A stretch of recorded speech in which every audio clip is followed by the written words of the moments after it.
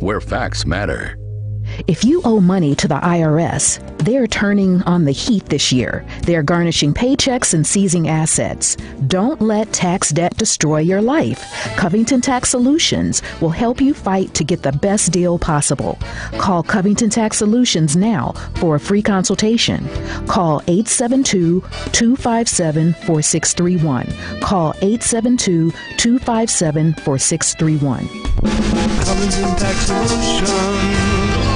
Darnell Lyles is ready to help you, whether it's personal injury, criminal, DUI, and OWI, nursing home, product liability, it doesn't matter. Call 219-939-9-LAW. That's 219-939-9529. That's right. When you're driving and get into a wreck. You better call Darnell. Had a few drinks too many? A cop hits you with a DUI or OWI? I think you better call Darnell.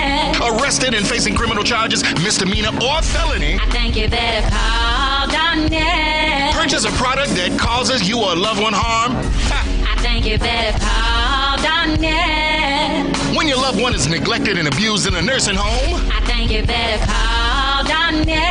That's right, you better call Attorney Darnell Lyles and get represented right. And the first consultation is free. Yes, free. So call right now. 219-939-9LAW. That's 219-939-9529. Attorney Darnell Lyles. Darnell Lyles. Hey, Family Meeting cousins. As you know, we've created a Patreon Family Meeting subscription and membership page to include you great listeners in our effort and give you a chance to very economically promote your business, organization, or local event. You can contribute as little as $5 per month to get your message out and support the Family Meeting as a viable voice. We know you appreciate our permanent interest dialogue, get up and dance playlist, and our great guests who stop by. So become a cousin and go to our website, tfmradioshow.com, and click the link.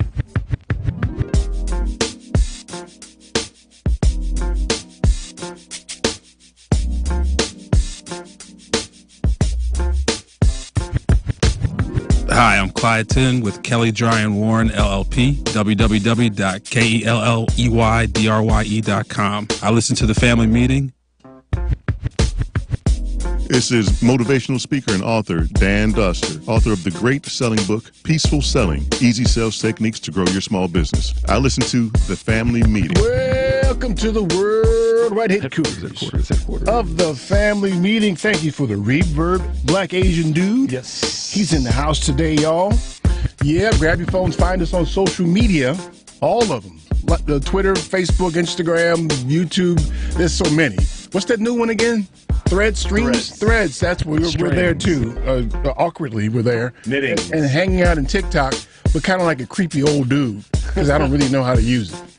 Find us there, subscribe, follow, and all the stuff that you do on those places because that's where our conversation continues when we're not here. Love to have you there. Also visit our webpage. That's tfmradioshow.com, tfmradioshow.com. There's archived broadcasts there. There's that, in case you're interested. I've never really been interested, but okay, you can if you'd like. Every now and again, I'll sneak through and look at something. And see what we said stupid? Okay. Yeah. Yeah, okay. Especially if I'm trying to track back when someone called in about something. Yeah, okay, maybe that. I haven't done that. I don't really care. Music playlist is there as well. It's hot, y'all. You want to check that out? Yeah. Check that out. It changes every week, by the way, too. Check that. Have y'all checked out the music playlist? We call him E.G. the DJ. How about that? Yeah, a little bit like that. And a live link for the broadcast is there as well. tfmradioshow.com. In the space shuttle cockpit, it was Kazoo last week. No, we like renaming our Baldwin. slaves every week. It's Baldwin. Is Baldwin again? Baldwin's back. Okay. Maybe we'll give him a female name, Wilhelmina. Why would you come up with Wilhelmina? Did you have like a family? It just popped in my head. Okay, all right. You're Wilhelmina today. All right. Okay. It doesn't have to be all right. I don't know why I asked him if it's all right. He's a slave. That's what they do. They work. That's right. They work. Hey, man, you can become a patron of our broadcast if you're so inclined. After we've called a white man a slave, you can become a patron of the broadcast by visiting that aforementioned webpage, tfmradioshow.com, and mashing the button. Become a patron for as little as $5 a month. You can help keep us on the air because we just, you know how that works. You can use your thumb or your index finger. We don't care. Just mash it. In case you were wondering how. There you go. It's true. Instructions, There too. you go. The number is 773-763-9278, 773-763-9278. I want to tell y'all where I just come from because I'm just getting back on the flight today. But before I do so, I'll introduce you to our guests today. As promised, the most important person on earth is our mixologist today. Yes. That would be Stella. Stella Smith is here. Stella is a special education intervention room specialist. That's a long-ass title. It is. Congratulations on the long-ass title. She happens to be the spouse of our version of Otis from Mayberry, drunk-ass Adrian. GAA. Who's an engineer solution specialist for 35 years in the telecom industry, 4 years in the U.S. Navy, in a submarine. You were in a sub? Yeah. That's why you are the way you are. It is. It'd drive me to drinking, too, if I had to live in a damn sub. Okay, well, I get it now. The sonar technician. Drunk-ass Adrian's here, y'all. Welcome, guys. How are you both doing? Doing good. Yeah, and there's already been some mixology taking place. Yeah. Is that right? Okay, first thing I do is make sure you pull them back away from the equipment. Because they'll ding us in here for doing that. Yeah, it's got to be over here. And please, if you can, put it on the floor, by the way. Because I don't want you to spill nothing on the stuff, all right? All right. No. Yeah, that's what they kind of funny around here about that stuff. Kind of like Grandma was. Don't kick shoes off. He's like that around here. Don't go in the front room. Yeah. I understand. Don't go in the front room. Yeah, this is expensive. It's expensive, ragged-ass equipment. Yeah. So, man, first off, I want to thank everybody who supported our golf outing, by the way. We had a golf outing this past Friday, the Ivydale Grant annual scholarship scramble, where we raised money for worthy high school students in Milwaukee. Yep. We raised just under $20,000. Sweet. Just under 20 grand, and we still got another 10 those players that ain't paid yet. Got to go twist some arms, get that cash. Break those knees. Yeah, get that thing. But you know what? First Friday in August next year, that's August the 2nd, is our next outing. It's going to be bigger and better than ever and closer to civilization. I'm not going to have it way up in Wisconsin no more like that because that's too far for even me. Yeah. I'm not doing that. So, yeah, I hope to get your support next year. And y'all can hear the drinks pouring, can't you? You can hear that? Microphones catch everything, don't they? They do. You can't even snort the wrong way. It's like, oh, what was that? Yeah, my goodness. Yeah. Yeah, because the mixologist is on the job. Stella's doing the damn thing, ain't she? We've been on the air 5 minutes. He's already like, bam, bam. That's right. Go ahead. Is that how y'all do on Sundays for real? Yeah, but we normally get started at about 3 o'clock instead of 4 o'clock because we like to be ready. You're running a little late today. That's right. We are. We're usually sitting outside. But we had to drive, so. He's sitting in the gazebo. We're turning on your show. We also have it on YouTube, so we do it listen and watch. Yeah. Pull the microphone in front of you, Stella. And we get prepared for your show. By drinking. By drinking. I don't know how I take that. I got to get a drink before I listen to this craziness. That's what it kind of feels like. Well, yeah, I mean, you could look at it that way. One could say they also just choose it to be a celebratory thing. It is. It's their moment to chill. I got a couple of friends that don't live too far from here, and that's what they do on Sundays when they listen to us. This time of year, they're out in their backyard, sitting out, Rick and Jim. They're not listening, man. You keep doing that to people. Oh, Lord have mercy. Well, for me, it's like... They are listening. And one of them's been on the show when you've been gone. So they do listen. They're avid listeners. Man. Sorry. Yeah, Adrian, I'm sorry. For me, it gives me a third eye, my mind's eye. Gotcha. And so I can actually see deeper into what's coming out of the radio. What are you talking about? What exactly are you talking about? I'm talking about what the hell drinking. did that mean? I'm talking about drinking. What do you think I'm talking about? That sounds like some weed talking. Right, man. What was that, man? That's my third eye, the mind's eye. Hold on, man. That didn't even make any damn sense. What are you talking about? It doesn't have to. That's some weed. You just wasted our time on that. I don't know what the hell he just said. Weed. That's all I can tell you is weed, man. The only thing that would make that come out of somebody's mouth in an open community environment would be some weed. Listen, man. What I got in my hand. It's all legal. Listen, man. Legal. Right. That's right. This is not completely not relevant to our broadcast today, but I got to tell you, I hesitate to use the term ordeal to describe my travels this morning, but I want to tell you about that. And then I want to talk a little more about the indictment that came down this week. Shan't we? Shan't we do that? To. Okay. I know sometimes we don't like to mention that fool and him and this whole universe, And we kind of get to lean into it this Yeah, week. but as always.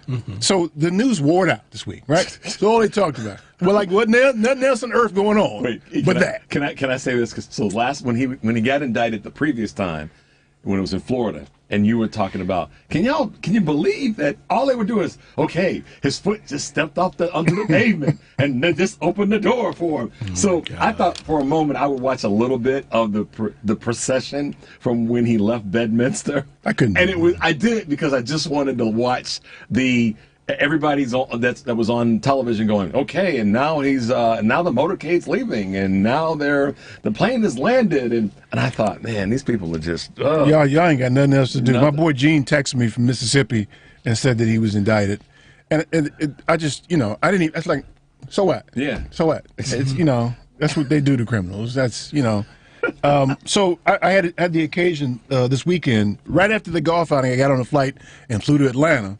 And I had to be in Tuskegee, Alabama, Saturday morning to talk to veterinarian students down there.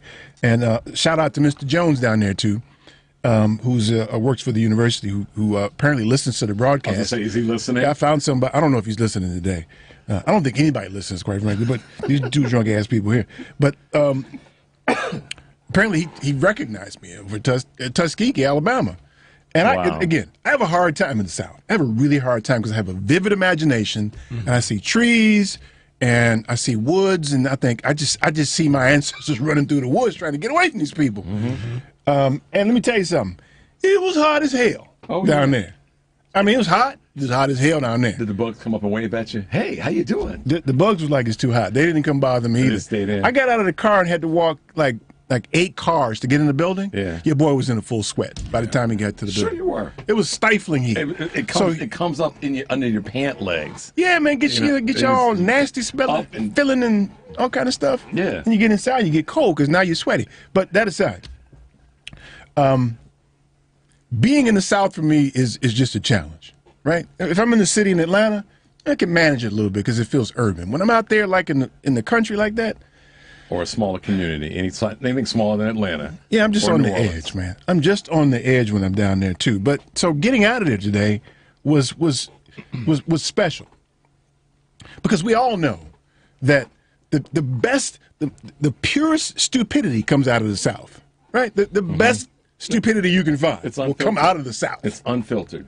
Yes, I mean, even comedians ride on that. The old Andy Griffith bits, right? Yeah. He made fun of him, right? Sure did. What's this guy, the guy with the cable guy dude with no sleeves? Oh, yeah. I know you're talking about. Yeah, that dude. And then what if you were a red guy? Larry Larry the Cable Guy? Yeah, that dude, yeah. He played the truck in Cars, right? Yeah. And then there's the guy who always says, if you were a redneck dude. Foxworthy. Yeah. It's his counterpart. Even they talk about them because they know the purest, finest stupidity, like fine wine, comes out of the South. Yeah. Right? So I'm going through the airport today. Atlanta's got to have the worst damn airport on earth. It does. It is. Oh, my God. It's shaped wrong and everything. So I'm trying to get through the airport. I have clear. So I'm supposed to, You're supposed to clear. Now, I'm in Atlanta. You were in the South, man. So I go to my flight was at 8:45 in the morning. Who's flying at 8:45? Apparently everybody in Atlanta is flying at 8:45 in the morning, right? So I get to the line, and I have to go to clear. Nah, it ain't up here. It's back around there and downstairs. And they didn't tell you there was no designation before you got all the way Let me tell you right to something. the precipice. The sign that said clear was pointing up. So up, when you got signs, can either mean that way, like ahead of you, or upstairs. Yeah. But it didn't. Which is it? It sure the but hell it was wasn't back and neither. down. It was downstairs. It wasn't a curve to it that said you might want to do this. So I got down there to where clear was, and they had two lines: the clear line and they had the regular line for regular flyers. The clear line was about 5 times as long as the regular line. People didn't have their stuff ready, probably. It was insane. Yeah. So I got in the regular line. I was like, okay, I'll show y'all. I got in the regular line. Did you have a carry-on bag with you? I ain't carrying on with me. Okay, all right. And so there's like 8 or 9 TSA agents who are, scholars, of course. Absolutely. Who were standing around doing nothing. So your boy, because I don't know how to hold my tongue, says, why don't y'all open another line so we can get through here faster. So one of them says, well, my shift hadn't started yet. Another one says, well, I ain't ready. I'm surprised they even answered me because I had a lot of bass in my voice when I said it. Yeah. You know. Shoulders were back, bass. Yeah. I said, hey, man. This is why the flying guys don't allow Eric and I to fly on the same plane together. We've flown at the same time, but not on the same plane. So it took me a solid hour to get through there. Took me a solid hour to get through there. I got to my gate 8 minutes before it's supposed to take off. Wow. That don't work, does it? Oh, my No. goodness. Because they closed the gate 10 minutes before. That's right. All right, so now your boy got to stand up and raise hell about that. Listen, I paid for a flight that leaves at 8:45. I didn't pay for a flight that leaves at 8:35. So y'all need to open this door. We don't do that. One of them even got a look on their face like they wanted to call security. That's when I backed off a little bit because I didn't want to tussle with them. So, well, wait. So here's the truth. You would have, but you didn't want to. But you could have if you had to. Yeah, because I need, you need to get. I need to get the hell out of the South. Right. Right. It wasn't even about getting home. That was priority. If they were to fly you to LaGuardia, above the Mason-Dixon line, you'd be like, all right, cool, let me go. So, I've officially missed my flight. Oh, my goodness. Right. I'm looking at the damn plane out there. If I wanted to, I could have wrestled some keys from somebody and got on the plane. I didn't want to do that either, right? So I says, well, look, put me on a later flight. And I fly enough where I get preferred status, and I ain't got to pay nothing for that stuff. So they gave me a flight at like 2:30. I ain't trying to sit around this ragged-ass airport for 2:30 all the time, man. So I got on my phone and I found another flight on Delta, right? And so I booked that and went back and said, listen, why don't you give me credit for the flight? I fly often enough. And without even thinking about it, we don't do that, is the response. You know how your boy is. Whoosah, right? You know how your boy is. I said, listen, that little fancy computer you got there, I know it can do that. You just don't want to do it. So let's revisit that now, sweetheart. I got time because my flight until 2:30. Right. So we got time to work this out. Right. Should I call some IT people before you work this out? It's simple. Let's do this. It's built to do the thing that I requested. Right. So then a little old lady, because everybody missed the flight apparently, rolled up in a wheelchair. She missed her flight, the same flight that I was on. And she needed to get back to Chicago. They were going to put her on that 2:30 flight that they put me on. But I'm sorry, they weren't going to. They were going to put her on another 2:35 flight that went through Jacksonville that would require her to change planes. She's in a wheelchair. So I said, well, look, why not take care of Miss Thang here, and you give me a credit for my good deed? She said, well, I'd be being a good deed for you if I did that. Oh, wow. Oh, my goodness. Wow. Yeah, man. Yeah, man. Well, bottom line is I got my credit. Okay. I got out of there on Delta. Yeah, because I'm not going to be denied. Not going to happen. Nope. Just so the moral of the this was the period on the sentence. So I have to go back down. You got to catch this train through the airport in Atlanta. Right. The massive shuttle. Right. System. So the mayor is on a loop, welcoming you to Atlanta. Blah blah blah. Yeah. And the thing he said was, I told my wife this when I got home. The thing he said was, "Welcome to Atlanta Hartsfield Jackson Airport, the busiest and most efficient airport in the world." Could have stopped that welcome. Yeah. Man, why you lying to these people, man? Right. Why you lying to these people? Getting their hopes up and everything. But no, it gets better though. It gets better. That's a stretch goal. It is. It gets better though. There was a dude that came on with an announcement right after him. Now the way Atlanta Airport is laid out, it's a straight line along this train line, right? So you get off the train and you go up to your concourse. So if you can't get on the escalator, you need to ride an elevator. Right. None of the damn elevators worked. Oh, Lordy. No That way. was the announcement. So in order for you to get an elevator up to the next floor, you had to go all the way back to the terminal, come up, and then walk all the way back. If you needed an elevator to get up, how you going to walk all the way back? Like the lady in the wheelchair. Right. Who probably had to ride. Wow. Are you kidding me, man? That was in Atlanta. Yes. It's in the South. Big old because South. the most pure stupidity comes out of the South. Originates there. Yes. They have ownership of it. Yes. Not us. Okay, so y'all gonna get a chance to vent today while we get a chance to booze it up on this indictment. What I do want to do is kind of, as best we can, look as far forward as we can. Got it. And evaluate what really could happen from all this. Right? Y'all basking in the glow of this and happy that somebody's maybe paying the price for their misgivings. Should you though? The number is 773-763-9278. Stay tuned for more of the family meeting. It's the G-O-D. My delivery is C-O-D. Word is born is life. We got it going on tonight. Don't nobody wanna fight, they wanna see a tight show where some brothers might go for broke. Utilizing the effects of the smoke. Forecast is smashed to make the blunt last. Fill it with hash to a pass. Don't even ass in the plastic. Put that ass in the granite. Flag is half man. Somebody must have passed it. Hey, how you doing? This is Oliver Gibson. Keep listening to the family meeting. The class and receive something more than brass is black. Make the brother work hard, long and fast.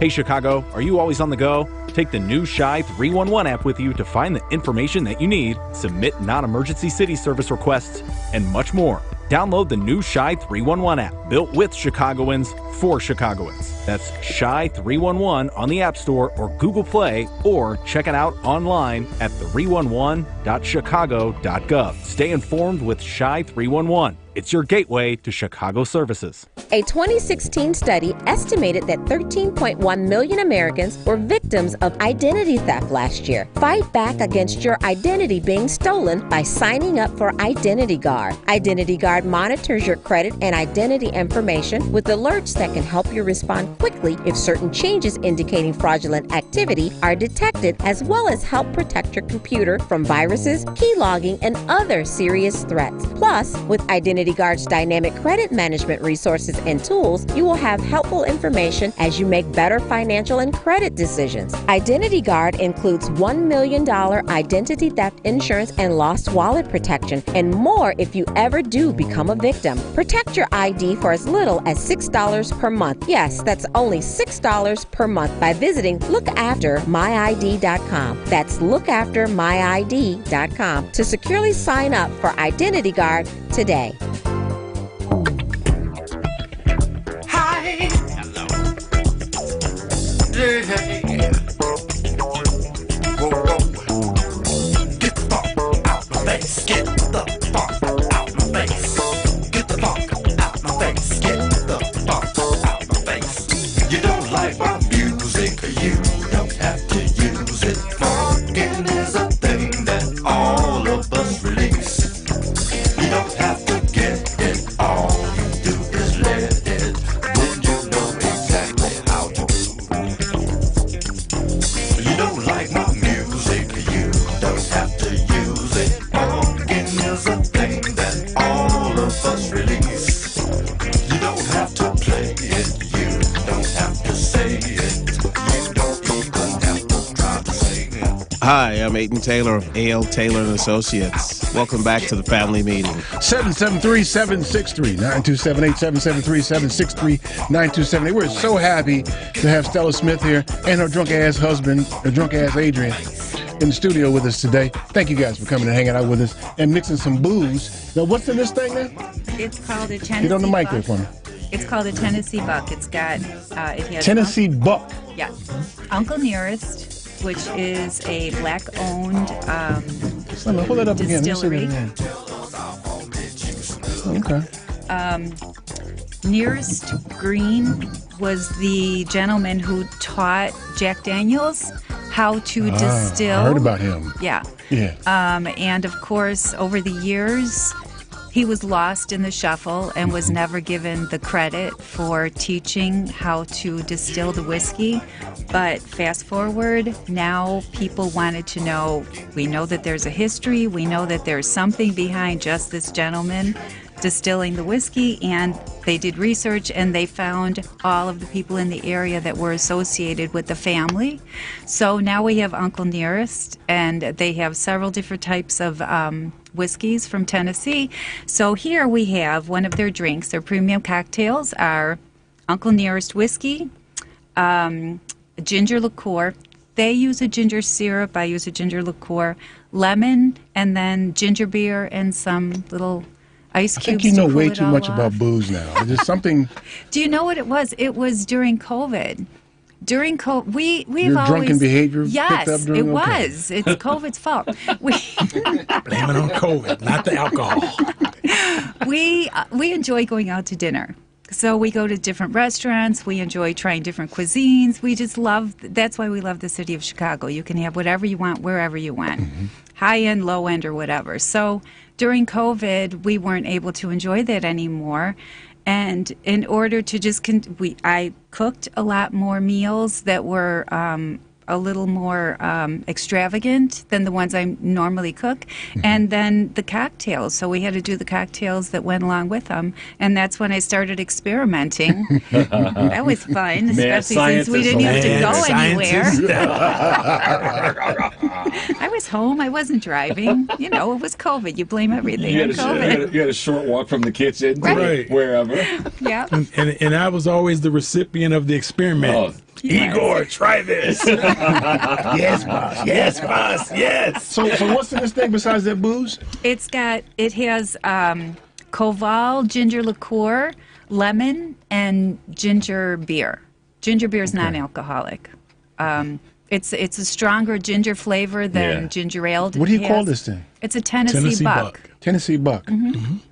Ginger beer. I love ginger beer. Oh, me too. And they've got some regular brands at like Whole Foods. But if you go to certain neighborhoods, as you well know, and you can get some really good ginger beer. Yeah. What do you read books on this stuff or what? No, I just, I look at the background of the things I'm preparing because I want to know about all of the ingredients that go into it. So I just learn about it. Stella, you have a little too much time on your hands. Google is her other husband. The Google machine? It's her other husband. I Google everything. A little too much time on your hands. You need to find something to do. Don't feel bad about that at all because I think when you mentioned COVID being one of the strike points for more cooking at home and more drinking and all that. Kind of not a bad way to get there, especially for people who cook. Really? I mean, I know a number of folks. You said it's not a bad way to get drunken? I didn't say that. I said to get there. That was there. Cooking more. Oh, the cooking part, not the drinking part. Yeah, the drinking part. Yeah, the implication was there. You understand that, though, right? See, I get it. I know. It's where people have a drinking problem and you say, hey. I said we. I didn't we say do not y'all. have a problem drinking. We Clearly. have no problem That's drinking right, at all. see? There you go. It's all where you place the adjective. That's right. That's right. I actually, I'm laughing at this because I don't know anybody, if they're being honest, that during the height of COVID didn't drink more and didn't eat more. Yeah. If they're being honest. Well, I didn't. I know I didn't. You didn't eat more? But I work in an office by myself, so I wasn't locked up in the house. Well, yeah, that's true. I get it. That's true. Yeah. All right. Did you drink more and eat more? Yeah, I would say I did. Yeah, you and Anna run around playing grab ass all day, though. I know how y'all do. We're working, man. Right. Okay. Which also leads to eating more and drinking more. What's that? I said that also leads to eating more and drinking more. Appetite get going. All right, so check this out, y'all. As we drink here, I'm going to turn it over to you guys because I know you just are basking in this. And so let me remind you, right? This is the same justice system that we don't feel real good about. Certainly on some days. That has turned its aim on somebody we all don't like. All right, so you can't, all of us, if you want to be consistent, I should say, I feel like you should not get happy that he's been indicted. It's the same justice system, right? And as the reason he's wrong is different than the reason we're right about the unfairness of the system.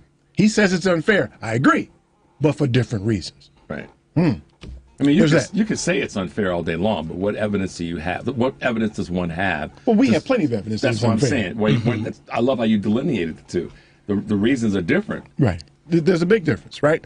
So I can't, if I'm in an attempt to be consistent, I can't be pleased that he's been indicted by a system I don't trust. That's one, right? Two is, I want the system to give any and everybody a fair trial. Right. And even stupid idiots like that. right? So I'm not cheering for him to get locked up, right? Now, having said that, I don't see a scenario where he ever gets locked up.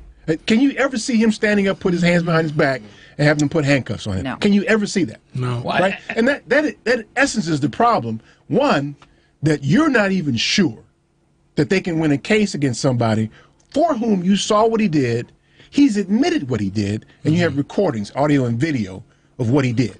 You have all of that, and you're still not sure that the system will deal with him. Two, if we get lucky enough the system to deal with him, you can't see him in handcuffs. Yeah. That's the problem.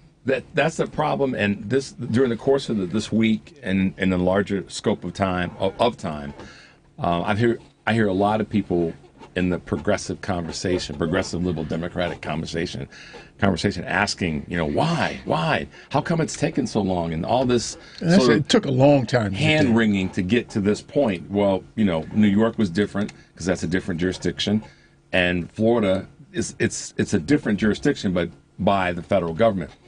I've just said to folks, and I said to George when we were in the golf outing on Friday, I said, when is the country going to stop wringing its hands and asking the big why question? The answer is really simple. Whether you love, hate, or somewhere in the middle of the Justice Department, the reason, as you said on a number of occasions, the system's not built to lock up this guy.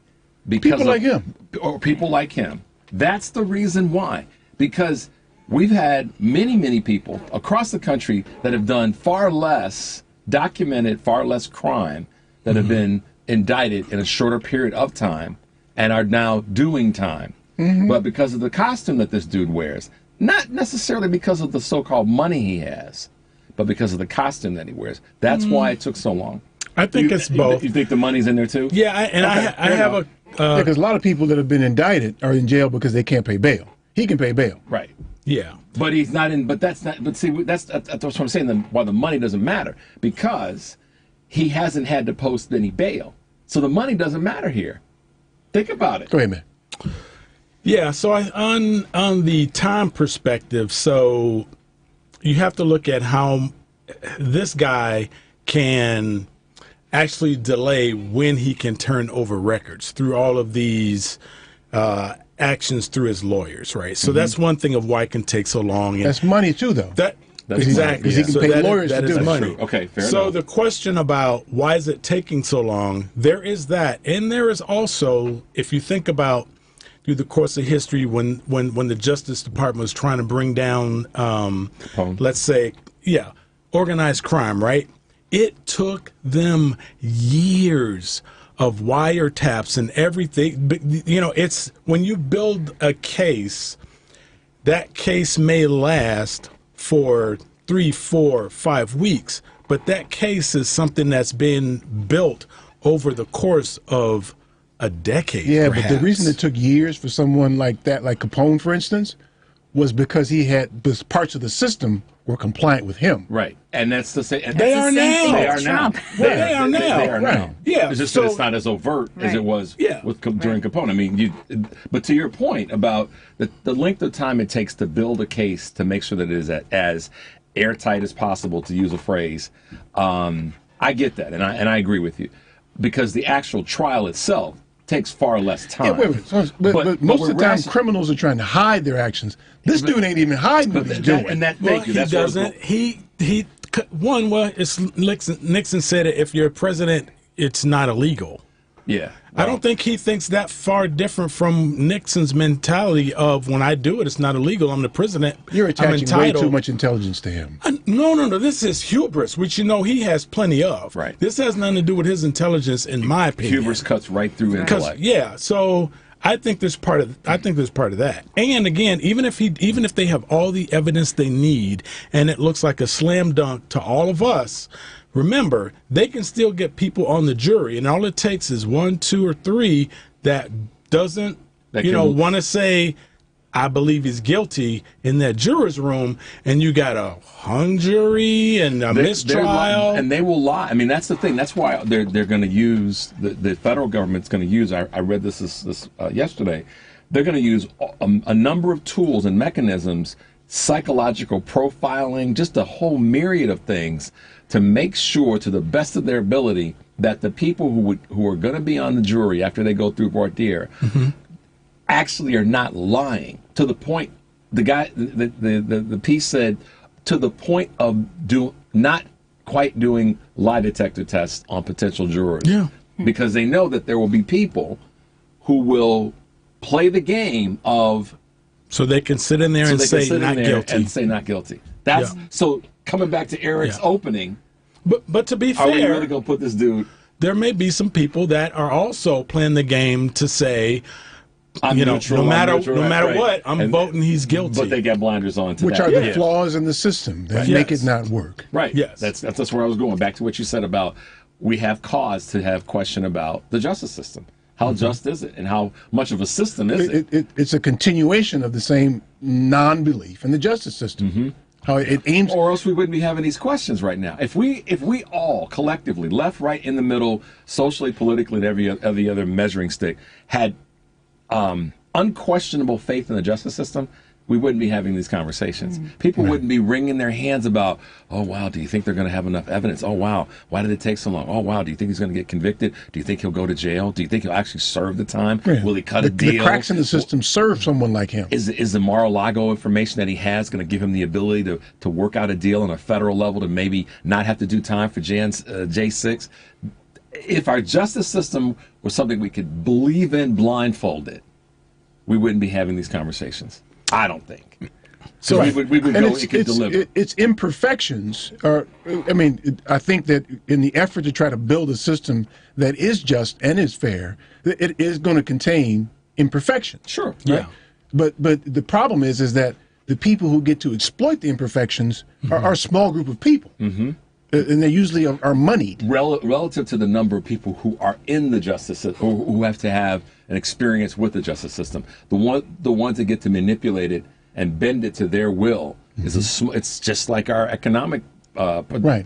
So if everybody had an opportunity to exploit the cracks in the system, then I would consider it fairer at least. Well, you know what would happen if everybody had the opportunity to mess with the cracks in the system? The system would actually get better. You know why? Because those cracks would be exposed all the time. If people could if the 6 of us, 5 of us could manipulate his drinking. The booze is getting to him. It's 4:37 and Rich can't count. I did catch myself though. Wait, you see my head on a swivel? You see that? He had to recount. He was like, hold up, man. Scared myself. Give me more of this, man. I get like Rich. Wait, Adrian, who's that over there? Right. But no, I mean, I think, and maybe this is crazy, that if the system were working like we expect it to be, then the 5 of us could manipulate it, and then the faults in it would be exposed. It's like many of the parts of this country. It's it's aspirational. Many of the aspects of the justice system and fairness and all other virtues that the country pursues, it makes it the imperfect union that we're talking about. But the push towards perfection, which I don't think we could ever achieve, it's being exploited by certain people and not by others. And that ends up being the crux of the problem, leaving us with questions in the same way we had questions about O.J. True. O.J. killed that woman. You know he did. Allegedly. You know O.J. killed, and O.J. dumb as a box of rocks. You know that too. It's still alleged. He was. I mean, the system said he didn't. So that's true. Well, but they couldn't leave the man alone. Well, let's not even go back. That O.J. killed that girl. Okay. Allegedly. But okay, Adrian. But he didn't kill Ron Goldman. But he killed the wife. But anyhow. Get off the rails. That's You know what though? I like what what Richard said though when he was talking about if you tested the system enough, you'd see the cracks. People talk about what this guy's doing now. The founders never thought that you would have to have laws that said right? So this is the first time. Yeah. So what are we going to do to make sure this is not a crack? Well, yeah, nothing. And that's nothing. part of the blind spot, because a lot of times you hear other politicians say, the American people, and we've never done this before, and the country can't, because we've never tested the system. Right. Yeah. The number is 773-763. Oh, y'all done lit the lines up now. See there? Yeah. 773-763-9278. Stay tuned for more of the family meeting. I see you wondering why you hear my name again.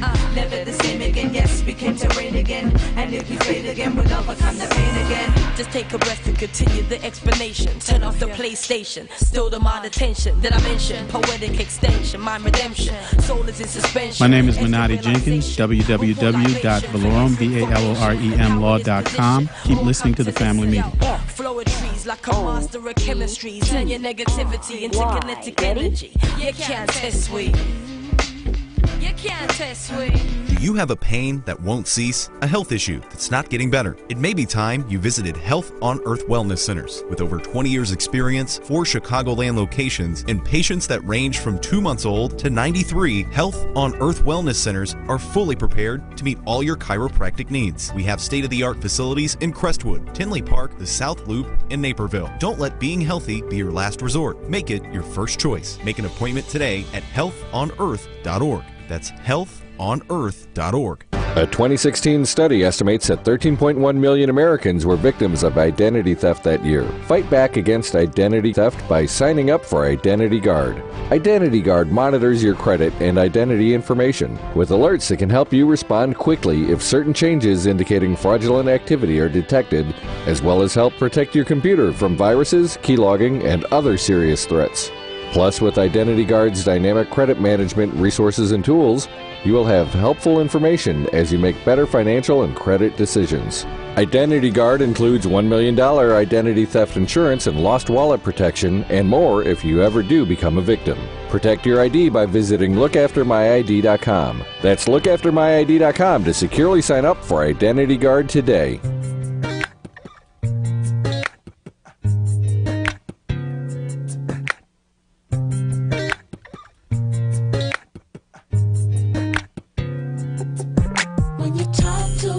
To her like you want somebody to talk to your mama. Don't get smart, but I have a heart-to-heart with her, just like you would with your daughter. Cause everything you do or say, you got to live with it every day. She's somebody's baby, she's somebody's sister, she's somebody's mama. Now when you go to her, speak truthfully, be honest as you can be from your heart. You're in a situation where you're losing patience. Take your time and look her in the eye. When you just can't find the words you want, and it's hard to reach a point where you both can understand. Don't just tell the truth, but tell the whole truth. It'll make a better man out of you. When you talk to her. This is Brandon Allen, a.k.a. The Scrub, and welcome back to the family meeting. My man, 773-763-9278, 773-763-9278. So listen, I want to get to the phones because I want to let you guys get it all out here. Let me add to this, and those of you who've listened to us before and know a little bit about me, I don't really care. Nope. I don't care about that dude. He'd kick rocks. I don't care what's happening to him either. With sandals on. Yes. I don't with your little ashy feet. No. Don't care a bit. But, I know y'all need to get it out, and I love y'all. So, have at it. I might not have much comment. Here she's going again. She's going. she's at it again, man. She's pouring another round. We need some more booze. I tried to do it quietly. We can't pour booze quietly, man. Don't do that. There's no reason to do that. I'm starting to feel like I'm at home now, boy. All right, man. Let's see what's on Jim's mind, shan't we? Yes. Let me push the right button here because I'm drunk. Let me get hey, Jim, what's up, man? How are you?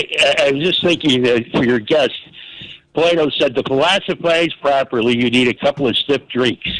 There you go. To philosophize properly. That's right. And I was going to say, and this weekend was the big, Jack Smith took umbrage to Trump's social post that he was coming after him. And that was at about 1 o'clock in the afternoon yesterday. And then by 3 o'clock in the afternoon, the Republican station were trying to elevated to Thursday. His lawyers were saying, well, Thursday we'll get the... But this judge is a no-nonsense judge. He says, no, she wants to hear it Monday. I want to hear that your client is not going to discuss the details of this case, which is very important. And the other thing I was going to mention, they've got two mouthpieces, the Republican Party. Jonathan Turley, he'll be at his eulogy when he dies. I'm sure he'll give his eulogy. Jonathan Turley would defend any Republican under any circumstances. That's their go-to guy.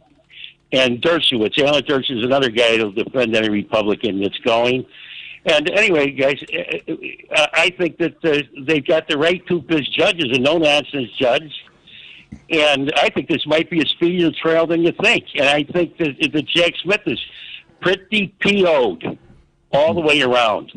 Anyway, I hope your guess I could use a few drinks myself. I don't know what the address is there. But I could use a couple of pops myself. And you guys enjoy it and have a good show. And thank you. You bet, man. Thanks, man. Right, maybe it's speedy. But to what end?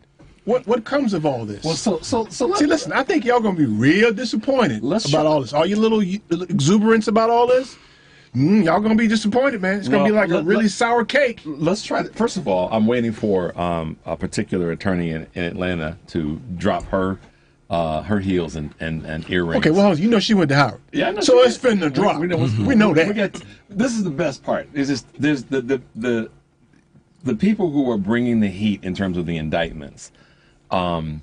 They're like Eric in a lot of ways, and me in a small way. They don't give a damn. I mean, let's be honest. Tish James, I shouldn't call her that. Attorney General James, James, who went to Howard also. I know. That's why I had to back off on that. Attorney General James, she don't give a damn.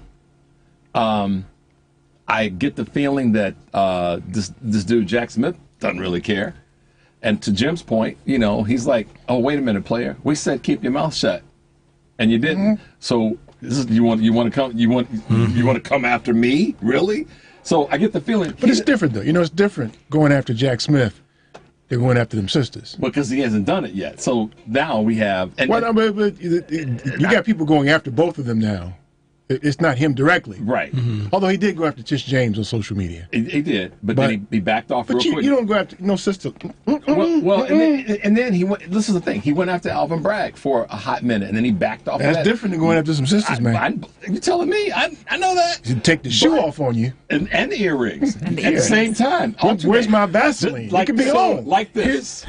Left, right, left. And then last but not least, and then we're waiting for Miss Willis to do her piece. My point of all this is maybe, to Jim's point, this might be that time. But if it's not, what is going to be the alternative in terms of these indictments? Because 2 of them are federal and 2 of them are state.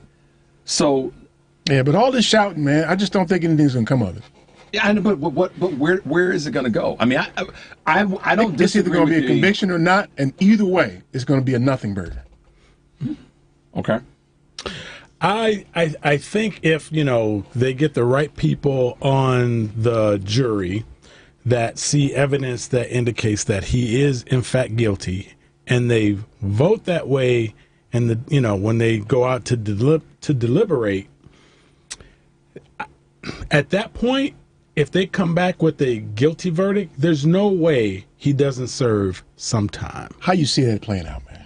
That's what I want to. I don't see that because I guess it would depend on how many of the charges that he's found guilty of, right? Because each one of the charges is a minimum sentencing and a maximum sentencing.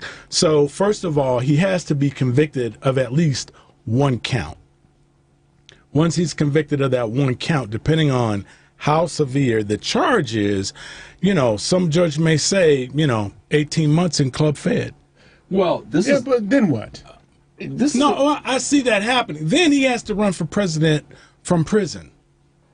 Yeah. From Club Fed. From Club Fed. Then he has to run for president from there. Do you see that even? I mean, how do you see that happening? I'm just saying that's what. Turn around and put your hands behind your back. Can you even see that? Yeah, I can. No. I cannot see them just like you see them doing perp walks with, some people, and they have them in leg shackles and arm shackles, and then other people, they just kind of get to walk, to the car escorted. Let's talk about what we know that's happened for top level elected officials that have been convicted and have gone to jail. Let's just start right here in Illinois with Rod Blagojevich. I don't recall either. Did he get perp walked? Or did they roll up to his crib at night? No, he got to surrender for everything. You know, it's like that Dave Chappelle skit, right? So that's what's going to happen. And I don't think there's going to be a perp walk. I think, and I firmly believe I'm not even talking about purple. I get you. I'm with you. I'm not even talking. I'm just saying him go to jail. Well, I'm not even seeing that. Yes. This is what I think. This is what I think is going to happen. That he is going to, provided to what Adrian said, he's found guilty. And we're talking about the federal level, not the state level, because the state. Yeah, the fact that it's a big ass if too. The state stuff is going to be different, and y'all know that. We can talk about what we don't think is going to happen or will happen all day long, but the state stuff's different because here's the ace in the hole. Not if he gets elected president. It is. No, he can suspend those. No, he can't. Not state ones. He can. Not state ones. I promise you, he can. Well, okay, he can attempt to. No, he can. But a state indictment where he's being can. If he's as a private citizen, he cannot. But as a president, he can. On a state level, he can suspend an investigation. I mean, an indictment. Yep. Well, if the trial's already started, he can't stop the trial. He can undermine all of that. Well, undermining versus being able to legally stop it is different. He can be convicted, and he can be an unincarcerated convicted person on the state level. He can do that as president. Didn't know that. Okay, so I still keep with my point. And we haven't even said it. He can still win president too. Yeah, well, he can. Well, so that's where I was trying to get to. That's all this other mess is. It is what it is in terms of the courts and what happens with these trials, potential trials.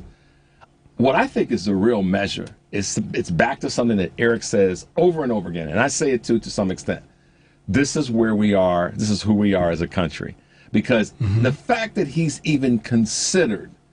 That's really the conversation. The justice system, we can throw doo-doo at that all day long. We can say whatever we want to. We know how it is. The reality is the fact that he's even being considered. He's 32 points ahead of the next closest Republican candidate. And we layer that into this country's not sexist, it's not racist, it's not biased, it's not all these things. However, the bulk of the people that are supporting this person, and we have all this evidence, we've seen it, we've heard it, we've read it, that he is the leading candidate by 30 points. That's the real. Forget the justice system for a second. Let's just talk about this place it's that we say that says it's the greatest nation on the planet, and we got this going on where there's on a bad day there's 50 million people that are behind this dude. That's the most insidious part about it. Absolutely. Yeah. This is what's really interesting is out of these last 4 indictments that came down from Jack Smith, one of them is from the 1870s, right? The Enforcement Act of 1871. It's from the Klan, right? It's commonly referred to as the Ku Klux Klan Act. Y'all hear that? The Ku Klux Klan Act, because this law is was designed to protect people or go after people who were trying to not deny black folks the right to vote. Yeah, the Klan was terrorizing black voters, and this was supposed to stop them from doing that. Right, and what he did essentially was trying to deny not just black folks, but a whole lot of other people across the country, their vote by trying to overturn the election. I'm glad you guys made that point because that's another wrapper on this, right? He and 50 to 75 million people in this country will say or do anything, up to and including killing people, to get him back in the White House. Yep. We know that. Yep. And so that's the issue. I've said it 3 times now. Sorry, y'all. The justice system is going to do what it's going to do. However, the fact that our country, our citizens, folks that y'all work with, that you get treated by in a hospital, you have to go sit in walk among you every single day. That basically 35% of the total U.S. population, voting population, 55 million people, are behind this. Let me get Al calling from Rosemont here. I want to get these calls cleared up here. Hey, Al, what's up, man? Oh man, I thought they. Thank you for taking my call. Sure. I think they mishandled your luggage yesterday because they figured you were a White Sox fan and you couldn't fight. Okay. Yeah, he did get knocked out. He got tripped too, though. When you look He got dropped, Yeah, man. he got dropped, but he also got tripped. No, man, this is the worst loss Chicago to. I'm a Cubs fan. I've been defending this all day, trying to fight for Tim Anderson. You know what I'm saying? This is the most embarrassing moment I've had in 3 years. By a sneaky right. He got dropped by a sneaky right, Yeah, man. he did. Dude, somebody stepped on his foot at the same time, and he got dropped the blank out. Like Tommy Hearns, man. Yeah, he did. Just like a sack of potatoes. They need a do-over, but we might differ on this. I love the statement. You come for me, I'm coming for you. You just don't understand how this country really likes those type of thoughts. You come for me, I'm coming for you. And I thought that Jack Smith that was a cowardly move to file an order of protection. For what? Nah, order of protection. He's following the line. He's following the rules that he has to follow. Mm-hmm. That's why it was a smart move. Yeah, he should have taken the opportunity to shoot somebody who rolls up on him. That's what he should have done. Well, it's also a matter of They're going to court. It's not going to be any big old deal. They're going to court. So what's this whole thing about? I'm scared you're going to beat me up at Walmart. Come on now, he's not going to shoot me. No. Well, I think it's also a matter That's a of good record point, keeping Al. that you were Al, I threatened. appreciate it, man. I appreciate it, man. Right? Thanks for the input, man. Yeah, all right. Yeah, take care. All right. It's funny. I'm sorry, go ahead. funny. Yeah, no, I think it's a matter of record keeping. For instance, in cases of domestic abuse, right? Somebody threatens you, they threaten you, and you never report it. Right. It's kind of unless there's actually where you can make threats, but if it's the threat is unlikely to actually be acted on, A veiled threat. yeah, police can't actually do much. Well, but if a person threatens you with some specifics and it looks like that can be carried out, they'll come visit you. So, if you have someone that's been abused and then they don't report it, It makes now it you harder. don't have a pattern of A documented right? pattern. A documented Paper trail. pattern. So it's a paper trail. So listen, You on the gonna say Jack, something, Stella? Yes. I just said it. You need the paper trail in order to be able to later establish that it was if God forbid something happens. If you don't have a paper trail, there's nothing they can do about it. Yeah. Paper trail makes it meditated. Yeah. Y'all contemplating the not- inner workings not of the pre- justice system. No, but see, we're talking about the justice system, Yeah. and you That's hear right. this thing, mens rea, right? Yep. Mens rea is what was their state of mind, which it also means Oh, man. their All that intent. book learning, man, up in here, man. Well, that's the thing, because when you hear a lot of these talking heads, and I listen to a lot of legal podcasts, and what they talk Little about, too much time on your hands. what they talk about with the Trump indictments and potential convictions is, what was his state of mind, and how do we prove his state of mind based on what he did and said at certain points during the timeline? Yep. That's mens rea, that's intention, that's the paper trail that Stella's talking about. Yeah. So now if something happens to Jack Smith, you can say it was an act of stochastic terrorism or whatever. Hold on, man. But Hold you on can tie with the that big-ass back words, to man. Trump. Hold on with the big ass words, man. The more I drink, the bigger they get. So this is where now this is where when we talk about what can be done, what will happen, and all this whole conversation, that's exactly why I like the way that Jack Smith handled this. If you come for me, I'm coming for you thing, because all it does is it plays into a pattern, and the pattern is what got us to J6 in the first place. Yep. And then when you come back to how they go forward with this, the next thing that he may say or do is it keeps that documentation of the pattern. Yeah, but to what? All that's good. All we're doing is wringing your hands. Let me tell you why. I'll tell you why. It is. It's because they don't want the defense to be able to say that the prosecution didn't follow the rules. To what end? So that they don't have to deal with it. That's To what end? That's enough. He ain't walking. He ain't going to jail. But okay, so All y'all doing is dancing. Ain't no music. That's all y'all doing. Yeah, well, that's because you don't. The number is 773-763-9278. Stay tuned for more of the Family Meeting. For somebody's rhyming to set you free. For God so loved the world, he gave you me. I'm cool and teaching those me in schooling. And the mic, this mic in my hand, I'm ruling. So prepare your mind for my lifeline. And meet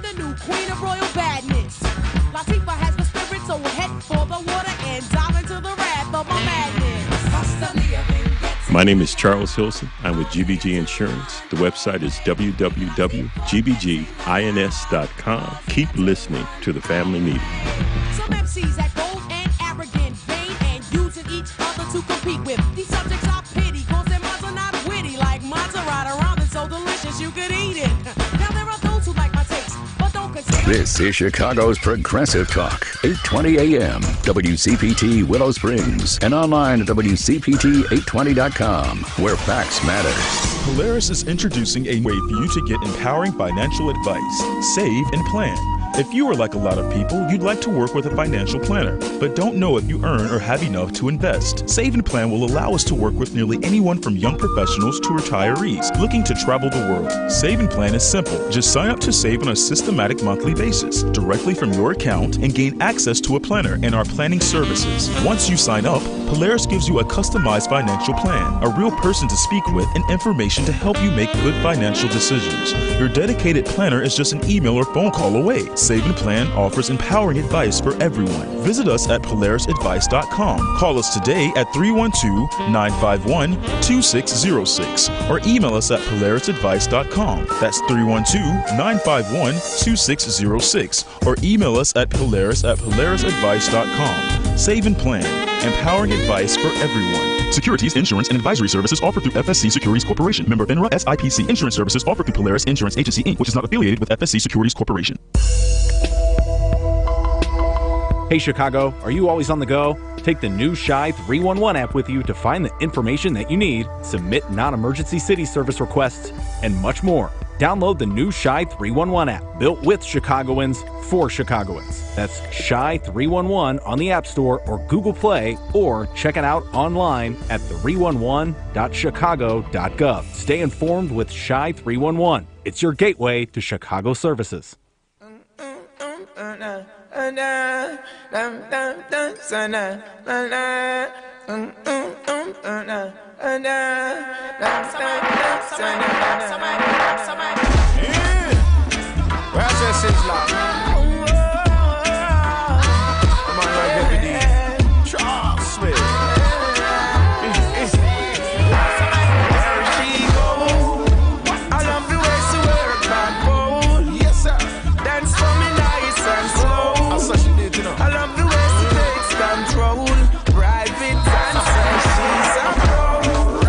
Good at what she does, that's her flow. That's how she flow, man. She love to take off her clothes. She dancing, and that's okay, I suppose. Private dancing, there she goes. Every Friday round living, at the club she's dancing. The way she move is like she romancing. Enough people come in to watch her turn and spin. It's like the breeze blowing when she moving.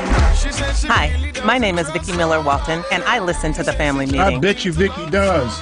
Yeah. Hey, listen, man. We know Michelle Wilkerson is, because she gave us 3 hots for the playlist. Who did? Michelle, listening on, watching us on YouTube. Hey, Michelle. Hey, Michelle. How are you? Said it's fire. Is that right? Yeah. Mm-hmm. Michelle's drinking too. Stella's here, y'all. Yes, she is. She dragged her drunk ass husband Adrian in here with her. Stella's the drink master, y'all. That's right, man. We should have recorded that pouring sound. I know. That would have been cool to have. We can use it for the future. Yeah. Every now and again we get We'll find a pouring sound. That's going to be Stella's thing. That's that. That's right. yeah. Here you go, Eric. Stella's groove. That's right. Stella's groove. Yeah, I know. He got the sound effects. Yeah. Adrian. Okay. That's he's so used to it. Thank you for that, man. 773-763-9278. We're having a festive time here because Stella's pouring for us in here. And we were just contemplating the police down the street listening to us and deciding, hey, those are some easy DUIs down the street there. Let's go collar them. We ain't that drunk, man. No, trust me. We're Officer Friendly don't need to come down here with Thippin. With his stick. And Barney fight. Yeah. Okay, so everybody's been on hold too long because we ain't been paying attention. Let me get my man Big R in here, see what's on Big R's mind. What's up, man? Hey, good afternoon, everyone. I was just thinking the same thing. It's kind of funny that you just said that about the cops are listening in on you and whatever. So you guys don't get too lit up, all right? Don't have to call in the double D's, the designated drivers for you. All right? All right, Daddy. Relax, have a good time. All right. Okay, I'm going to leave that alone. Let's get to the pop. Oh, one quick thing.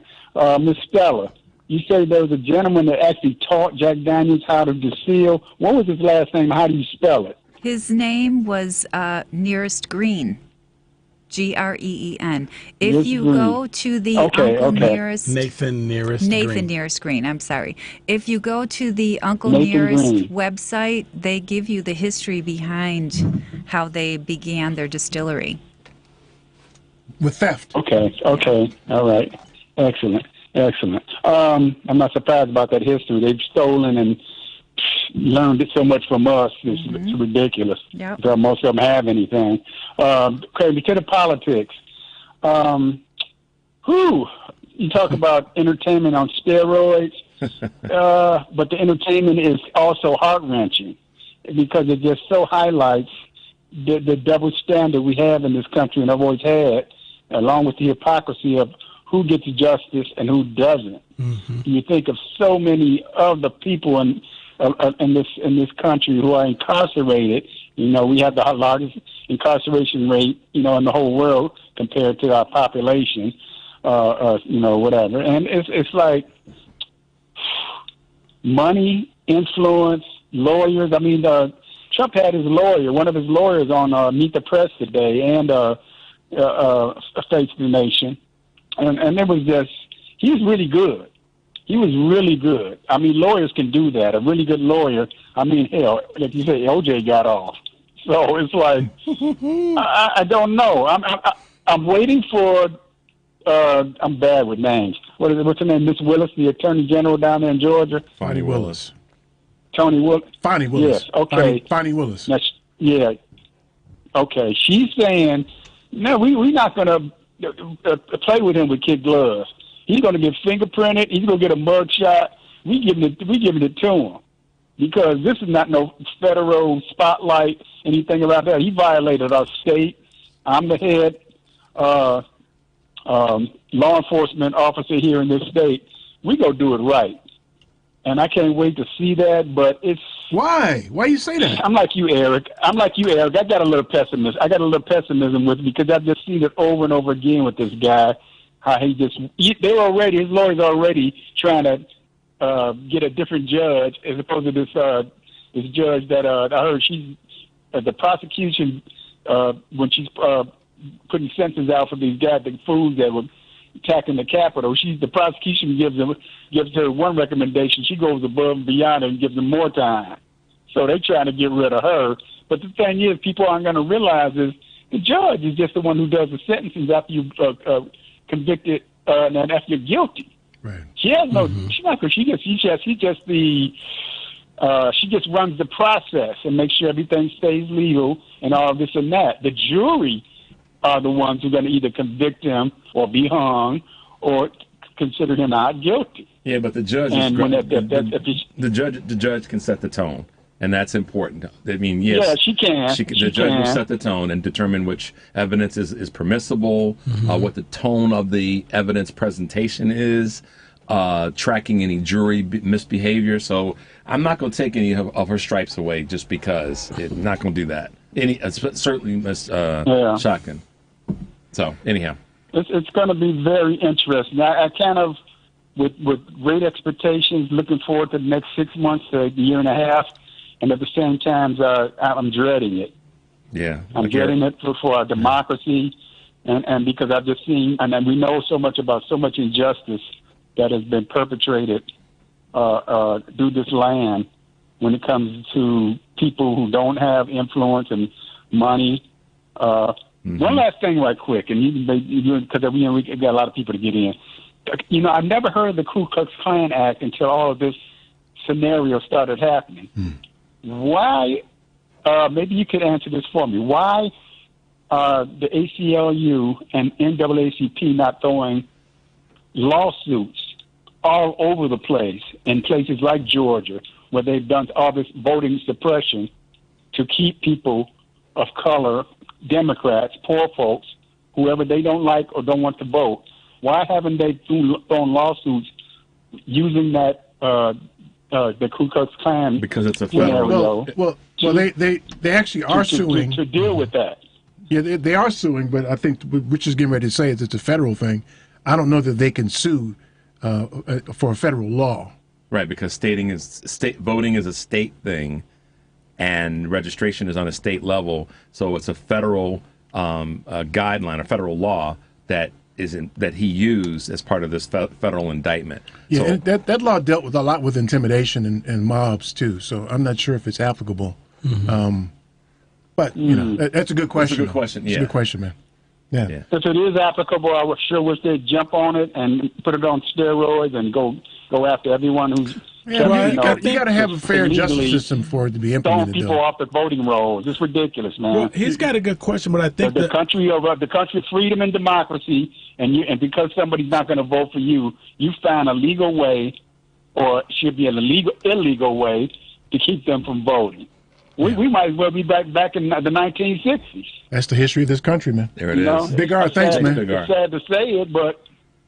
Okay, yeah, go to the next guy. Okay, and yeah, you guys have a great time. Not too great. All right, man. Thanks, Big R. Stella's 12, man. God bless you. All right. Okay, man. Have a great week, man. You too. Love you guys. Bye-bye. Love you back. See ya. What are you going to say, Adrian? I think he's got a good question about why the ACLU hasn't maybe dipped their toe in that water. And so typically the ACLU kind of has a plaintiff, right? A lot of. So who's the plaintiff? How do they? Right. Well, it has to be. They have to follow as a class. Here's the thing. This is what I know. I mean, I think I'm right. It would have to be a class action because of the size of the people that have been. And there's your plaintiff. What's the same answer? That's the plaintiff. Right? That's the plaintiff. But in that, the class would have to be defined, and it gets into this whole how many people are going to come forward to specifically say that they were prevented from voting.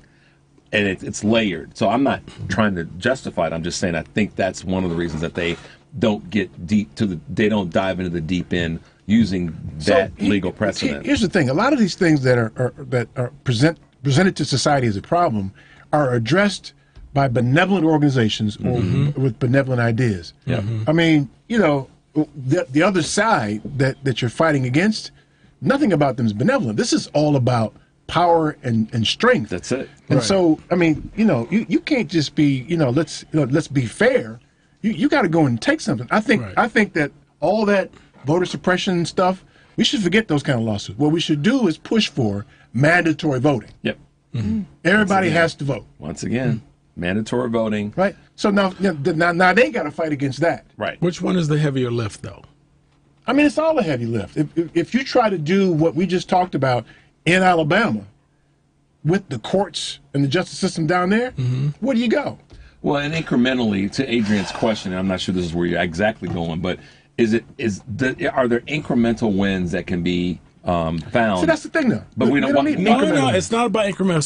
So is it harder to try to go after people after the fact that have committed what you believe is a crime, as opposed to putting new laws on the books that make it so that crime can't be perpetrated?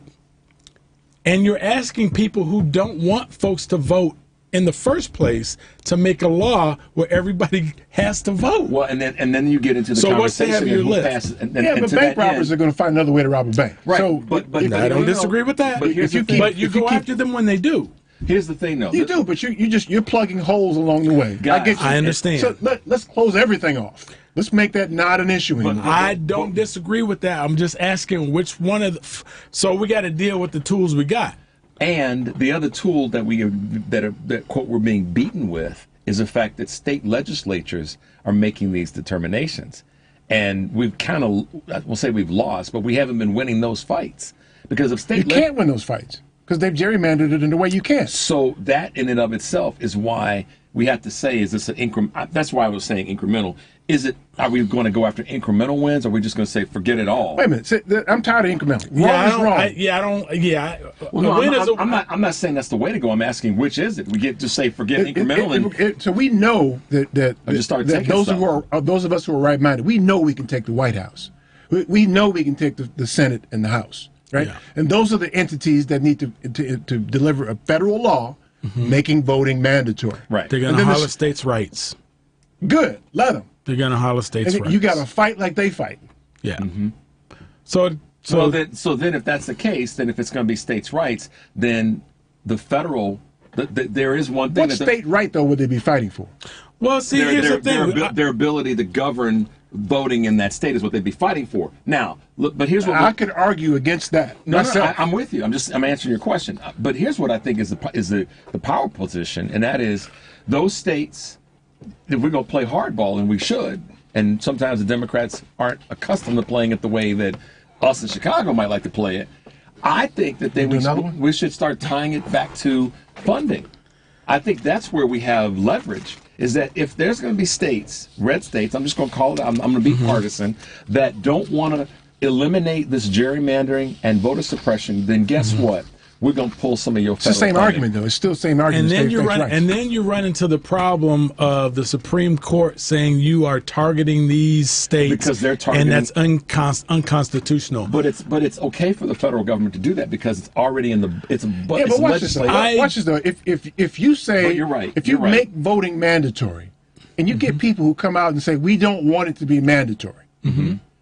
And you put the discussion or the argument in that space, and if they can keep it in that space, then you eliminate all that other stuff. I like the idea of mandatory voting. Yeah. How we get there. I just think, you've got people right now that are trying to find ways. They said the same thing about eliminating slavery. They said the same thing about that. If you're going to do this, throw your biggest brick. Yes, I agree. I like the idea. I'm just, which one is the heavier lift right now? Hold on a second. Stella's getting ready to pour again. There you go. Get quiet in here. Hey, and it's a generous pour. I think that's often ends up being why these problems persist, is because the people we expect to advocate for our permanent interests, they don't throw a big brick. They nip around at the edges. Hell, they don't even so you got me rethinking this, right? So when I ask the question, which one is the heavier lift, right? So maybe the one that you're asking. Go, girl. You go, girl. Maybe the one you're asking is the heavier lift. But then if you think about it, right, how do you become stronger? The heavier lift. As a bodybuilder, as an athlete, as a nation. Hey, I told you.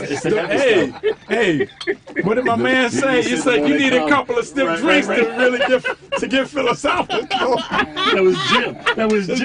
Yeah. My man Jim said you can't really philosophize unless you got a couple of stiff ones in you.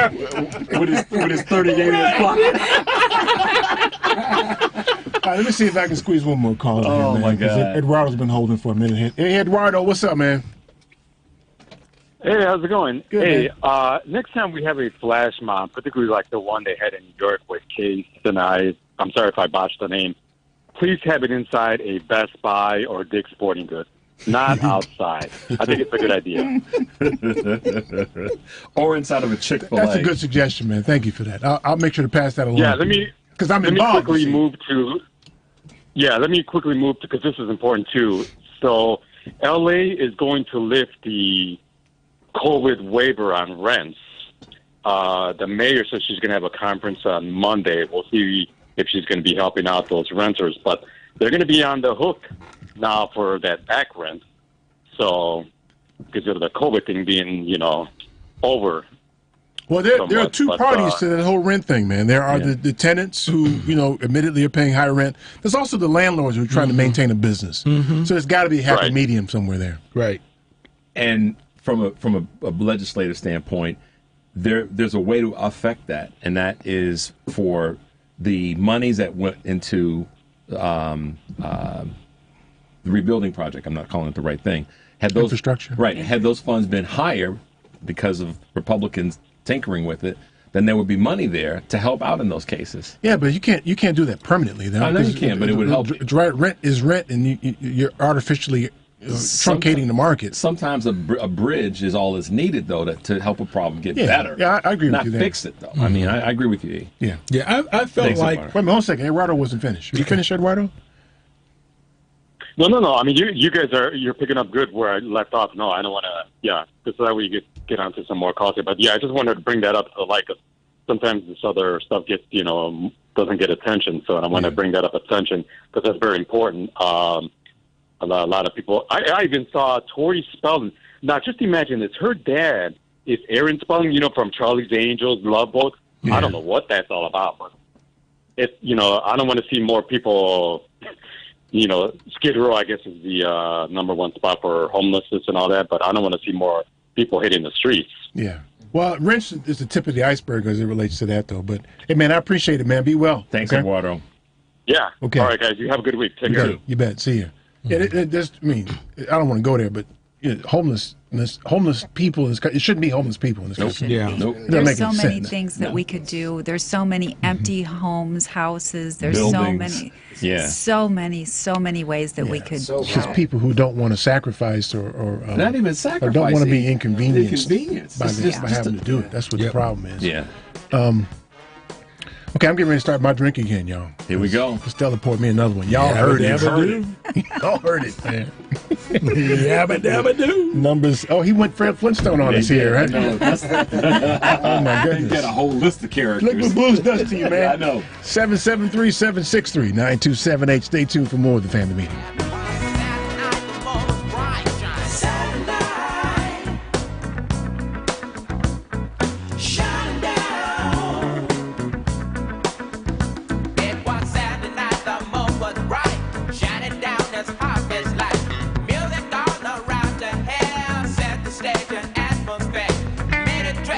This is Karen Fleshman, founder of Racy Conversations, www.racyconversations.com. Keep listening to The Family Meeting.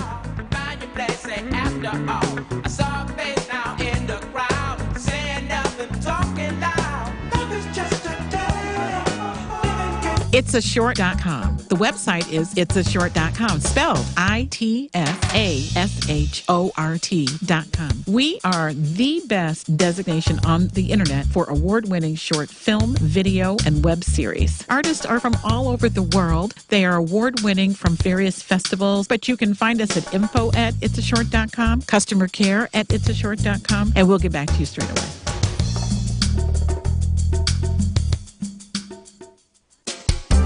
We do. We buy, we sell, we move, we store. Anything, anytime, anywhere. We are We Do, the company that handles all your stuff. If you have anything that you want to do something with, please call us. We buy, sell, move, store, donate, discard. Anything, anytime, anywhere. eBay plus U-Haul equals We Do. We are moving at the speed of life. Call Terry Calloway, 312-343-9973, or via email, contact him at terrycalloway58@gmail.com. A basic and essential part of any financial plan is savings. Most of whatever cash you have will be there because you put it there, not necessarily because of some fancy investment. Now with Save and Plan, Polaris has introduced a way for you to get empowering financial advice. Save and Plan is simple. Just sign up to save on a systematic monthly basis directly from your account and gain access to a planner and our planning services. Once you sign up to save, Polaris will help you develop a customized financial plan and give you a real person to speak with. Your dedicated planner is just an email or phone call away. Save and Plan offers empowering advice for everyone. Visit us at polarisadvice.com and call us today at 312-951-2606 or email us at polarisadvice.com. That's 312-951-2606 or email us at polarisadvice.com. Save and Plan, empowering advice for everyone. Securities offered through Lion Street Financial LLC, member FINRA and SIPC. Investment advisor services offered through Lion Street Advisors LLC, registered investment advisors. Polaris Wealth Management and Lion Street Financial are not affiliated.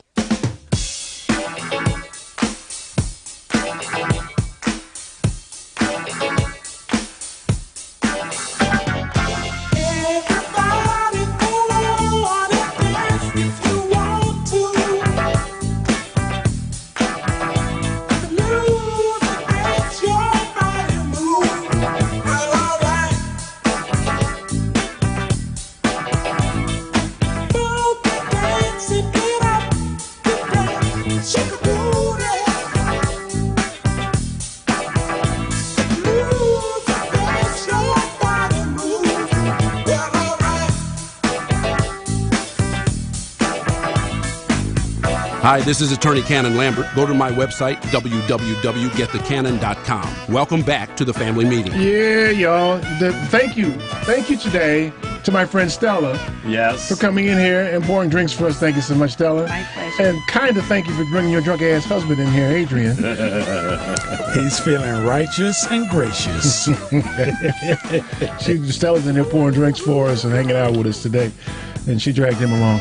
I guess you just can't leave him home alone, though, I right? can't. Mm-hmm. You never know what will happen. Yeah, him and the dog, it's just bad. It's, pillows all torn up and booze all drank up. Yep. Passed out on the couch. So here's the question that I'm going to throw this one in. How did you guys meet? Go ahead. Match.com. Cool. Online. Mm-hmm. Both of us. It works. Yeah, it does. It does work. I have so many friends and family members that have met their partners and spouses through Match.com. Huh. I think we were just at the point where we dated, been there, done that, knew what we didn't want, and by the time we met, we knew what we did want. Yeah. So here we are. Because y'all grown people. Yeah. Grown people. That's Neither right. one one of of the us had been advantages. married before, Yeah. And we had all the T-shirts, the been there, done that T-shirts. Yeah. So we were mature people. We were mature. It was easy. It Yeah, was it was easy. easy. It was effortless. So Nice. that's really a Nice. very nice thing at a certain time in your life. Has anybody seen those? It's this dude on TikTok. He's all over New York right now, and he's got his little camera crew, and people will be walking and down the street, and he'll stop and say, "Excuse me, are you all a couple?" And that's his opening line, and then they'll go, "Yeah," and then they'll turn around and he asks the question, "How did you guys meet?" And then they both will tell their story about how they met, and then it's become a big thing now because people are recognizing who he is by the question, his opening question, "How did you guys meet?" Yeah, it's on TikTok. Let's get Gene calling from Bloomingdale in here. Hey, Gene, what's up? Hey, how you doing? Good, man. How are you? I'm okay. I was just about to fall out and listen to y'all, and you are very entertaining. And I agree with. Oh, we amuse pretty you, much huh? everything. Oh, we amuse you? Is that what you're saying? Funny You how. do amuse me. You actually do, and that's a good thing. Okay, I'll take your word for it, man. I was just calling with my revelation for the week, which is when Donald Trump became president, I kept hoping that because of the gravitas of the office and that he was going to be a better person than he presented himself as, like I could shoot somebody on Fifth Avenue routine. Okay? And you know what? He was worse. Mm-hmm. He was worse than I thought he could be. And then I voted for Joseph Biden because he wasn't Donald Trump. And Joseph Biden is better. Better than I thought he could ever be. He got a black woman as a vice president. He put a black woman, I'm black, by the way. He put a black woman on the Supreme Court, and he has fought for unions and fought for people. And I'm like, damn, he's like better than I thought he would be. So you basically you're saying you're a bad judge of character. Well, I like y'all, so you figure that out. Oh, there you go. Okay. That's a nice piece of jujitsu right there. Good. Wow. We all got back down the pain on that one. I'm just saying, wait a minute. As my daughter was saying, I'm just saying. I'm not saying, I'm just saying. Wow, Gene. Yeah, keep on saying, Gene. Wow. Keep on saying. I'm just saying, I really am. I'm just saying, y'all. Okay. Thanks for Thanks for the insight, Gene, and the little bing bang there. All Okay. right, y'all have a great afternoon. Love you much. Love You you too. back. We'll see you. Wow. Bye. Let's see what's on Ron's mind, calling from Michigan.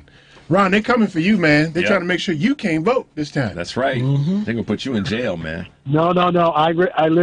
We live in Greta's world here. Greta has turned it into a Democratic stronghold. Yeah, Big Gretch. But anyway, what if Trump does go to jail and he becomes even more popular with his base and other disaffected, crazy people, and he turns it into a reality show? And you remember Hitler went to jail and he became president and started a world war. So be careful what we wish for, right? Mm-hmm. And and as far as the homeless are concerned, But Reagan is the one who opened the door to the homeless by closing down the federal and state shelters that they had. And the mental health facilities. Yes. Yeah, he did. Yes. Yes, but he did. To just say that we have so many empty apartments or houses or hotel or motel rooms and just let the homeless go in there without psychiatric do you want a bunch of homeless people with their shopping carts and their mental problems and their drug problems moving into empty houses in your neighborhood or hotels and living there? It's a big problem, but I don't have a solution. And yeah, you do though. Yeah, you do. You do. It's just inconvenient. You do. You know exactly what to do is to deploy all the necessary resources to help these people get on their feet. That's what it is. It's expensive, it's time-consuming, and it's inconvenient for too many people. And we got to make the business case for it rather than the benevolent case. Yeah. If we can spend billions of dollars of military dollars and packages, to have our proxy wars fought in other parts of the globe, surely we can find some money to deal with homelessness and mental illness crisis here at home. Ron, you'd agree with that, right? We know what to do, right? Yeah, but we have other priorities like that. No, it's not a zero-sum game though. No, it's not. We could do all of them. Yeah, we can. No, we cannot. We cannot fight a war in Ukraine, and we cannot fight a war at home, and we cannot fight a war with China with fentanyl and the best soldiers we have are the Chinese spies joining our military, which is a very sad affair. We do not have enough young Americans who want to fill our ranks, but the Red Chinese are more than willing to join our military and take our secrets and everything else with them and give them back to the Chinese, and they go to jail for a few years, then they'll go back home to China and get a pension. We're in a very sad situation in this country. What's that got to do with homelessness and mental illness and people living on the street in America? Well, when we say we do not have enough money for our military, but we can spend that money on homeless people. I don't think anybody said we don't have enough money for our military. My suggestion, my thought is, if we can find to the tune of billions of dollars again and again these packages that we send to people around the world to fight proxy wars for us, I think we can find some change, some money to deal with this what's becoming an epidemic of homelessness and people. Like a lot of the calls that police deal with are people that are having mental crises, right? And those people get locked up for being mentally ill instead of for committing a crime. Now, they may have committed a crime, disorderly. They may have damaged somebody's property or something, but they did that because they're having a mental illness crisis. How did we get to that point?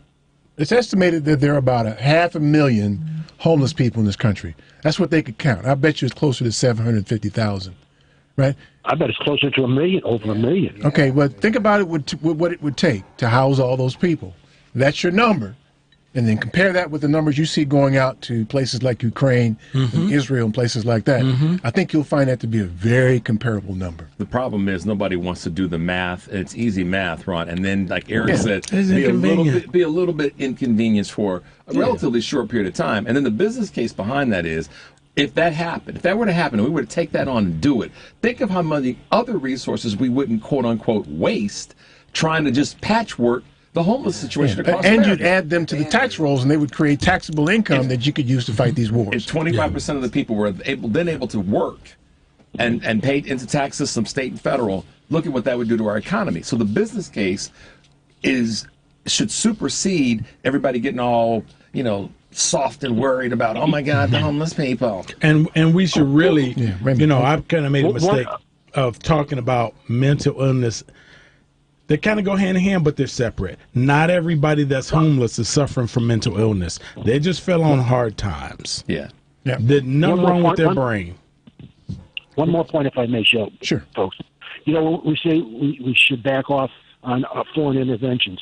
I'd say that's correct, but in the case of Haiti, which is right in our backyard, which falls within our sphere of influence, it's like our neighbor. It is our neighbor.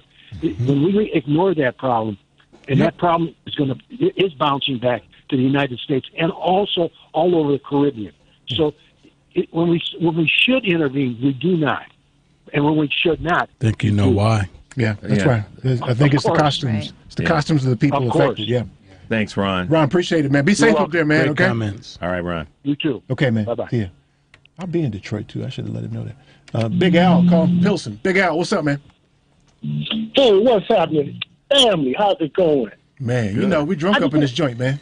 Yeah, I can tell. I just want to touch on a few things, like what you all been discussing. Like you said earlier about mandatory voting. You know, down in Australia, they do have mandatory voting. You could be sitting in the pub and you say, "Oh, wait a minute, I got to go vote," because if you don't, you'll get a ticket in the mail. It might be $50 or $100, but if you don't want to pay that, all you got to do is just go and vote. Bingo. If we had something like that here, that we need. We know why we don't have mandatory voting, Big Al. Yeah. There's a reason why. Well, I said that's what we need. Yeah, no, you're right. It's a difference between what you want and what you need. But the other thing is, I got my own little conspiracy theory about certain things. I mean, if Marjorie can have hers, I can have mine. And I believe that when Kevin McCarthy said, "Oh, it's going to be really tough for me to take that gavel from Nancy Pelosi's hand and not wrap her across the head with it." And then shortly after that, what happened to her house and her husband? Guy breaks in with a hammer, just like a gavel, and starts trying to whack on this guy's head. And he was going to do that to Nancy if she was there. So all this stuff about Trump, and saying stuff, and you have to put the kibosh on this guy because these people actually do this stuff. And I haven't heard anybody make the connection between McCarthy and Nancy Pelosi's husband. Yeah. Well, now, am I crazy? Am I out there on Marjorie's limb or what? You said, "Are you crazy?" Is that what you said? Are you crazy? Yeah, I think I'm crazy, man. But I think they all crazy too. Because they making me crazy. No, you might be onto something, man. All that stuff is interwoven. I don't disagree with you. Yeah. Crazy is contagious. That's right. It sure is. Well, coincidences, man. What can you say now? But another thing is billionaires and homelessness. Now, to me, don't nobody need a damn $1 billion. Am I right, Eric? Yeah, I don't see any reason. At a certain point, you can't even spend it. I mean, before Ronald Reagan got in office, there were no billionaires because the taxation on $3 million was like 74%, 90%. So you were forced to put the money back into the company and grow the company, or take that huge tax hit. But see, now we got billionaires who not only do they not pay taxes, they get money back from the government for making too much money. And I'm like, what the hell is this? I mean, we didn't flip totally over to bizarre world on the other side of the middle. Oil companies are still getting subsidies, and they're still making profits. We started giving them. I don't get that. Yeah, we started giving them subsidies when they were taking it in the shorts, when they weren't profitable at one point. And now they're profitable all the time, but we still haven't cut off those subsidies. Yeah. Big Al, I appreciate you, man. Companies. Go ahead, man. Last thought. Go ahead, Al. Last thought, man.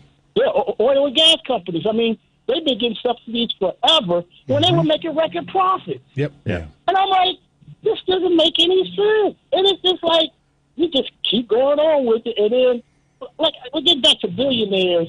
It's like, if we took everything and left them with 1/10 of their wealth, and they can say they got $50 billion or something like that, or $100 billion, it's like, you still rich? You ain't worried about your life being cut off. You ain't worried about somebody coming and snatching your car. It's like you still gonna be rich. Instead of hoarding money, like people got mental illness and they stacking up newspapers since 1965, and comic books and beer cans and oil cans. And the city comes in and has to condemn the place and wipe the house off the face of the earth. It's just so bad. And we got billionaires who are hoarding money just like that.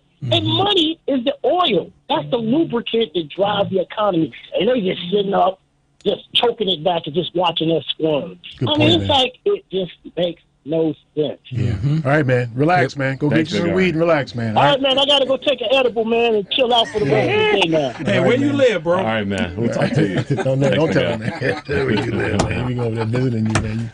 That dude be up in your house, man, trying to eat your gummies, man. Who's that? Who's that? Need an appetizer before I start drinking. I know. Chewable gummy. Y'all done made the phones ring. I got to deal with that now, man. See what happened, man. Yeah. Tommy ain't called yet. Listen, man, y'all got me in trouble here. All right, y'all. We're waiting on Tommy to call. Listen, look behind I you. see John. I see Peter. I see Jerry. You guys, when we come back, get it in quick now, all right? The number, I'm not going to tell you the number. Don't call them up, all right? Stay tuned for more of the family meeting.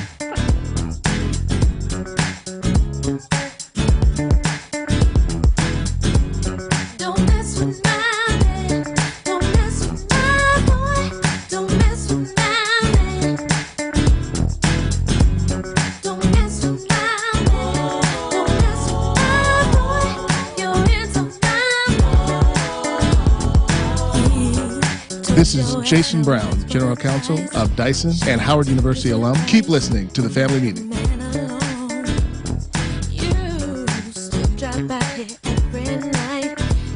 The IRS doesn't mess around. If they think you owe them money, they will take it. They can garnish your paycheck and seize your bank accounts too. So if you owe back taxes, call Covington Tax Solutions. They can save you thousands if you qualify. Call Covington Tax Solutions now for a free consultation. Call 872-257-4631. Call 872-257-4631. Covington Tax Solutions. Hey, Family Meeting cousins. As you know, we've created a Patreon Family Meeting subscription and membership page to include you great listeners in our effort and give you a chance to very economically promote your business, organization, or local event. You can contribute as little as $5 per month to get your message out and support the Family Meeting as a viable voice. We know you appreciate our permanent interest dialogue, get up and dance playlist, and our great guests who stop by. So become a cousin and go to our website, tfmradioshow.com, and click the link.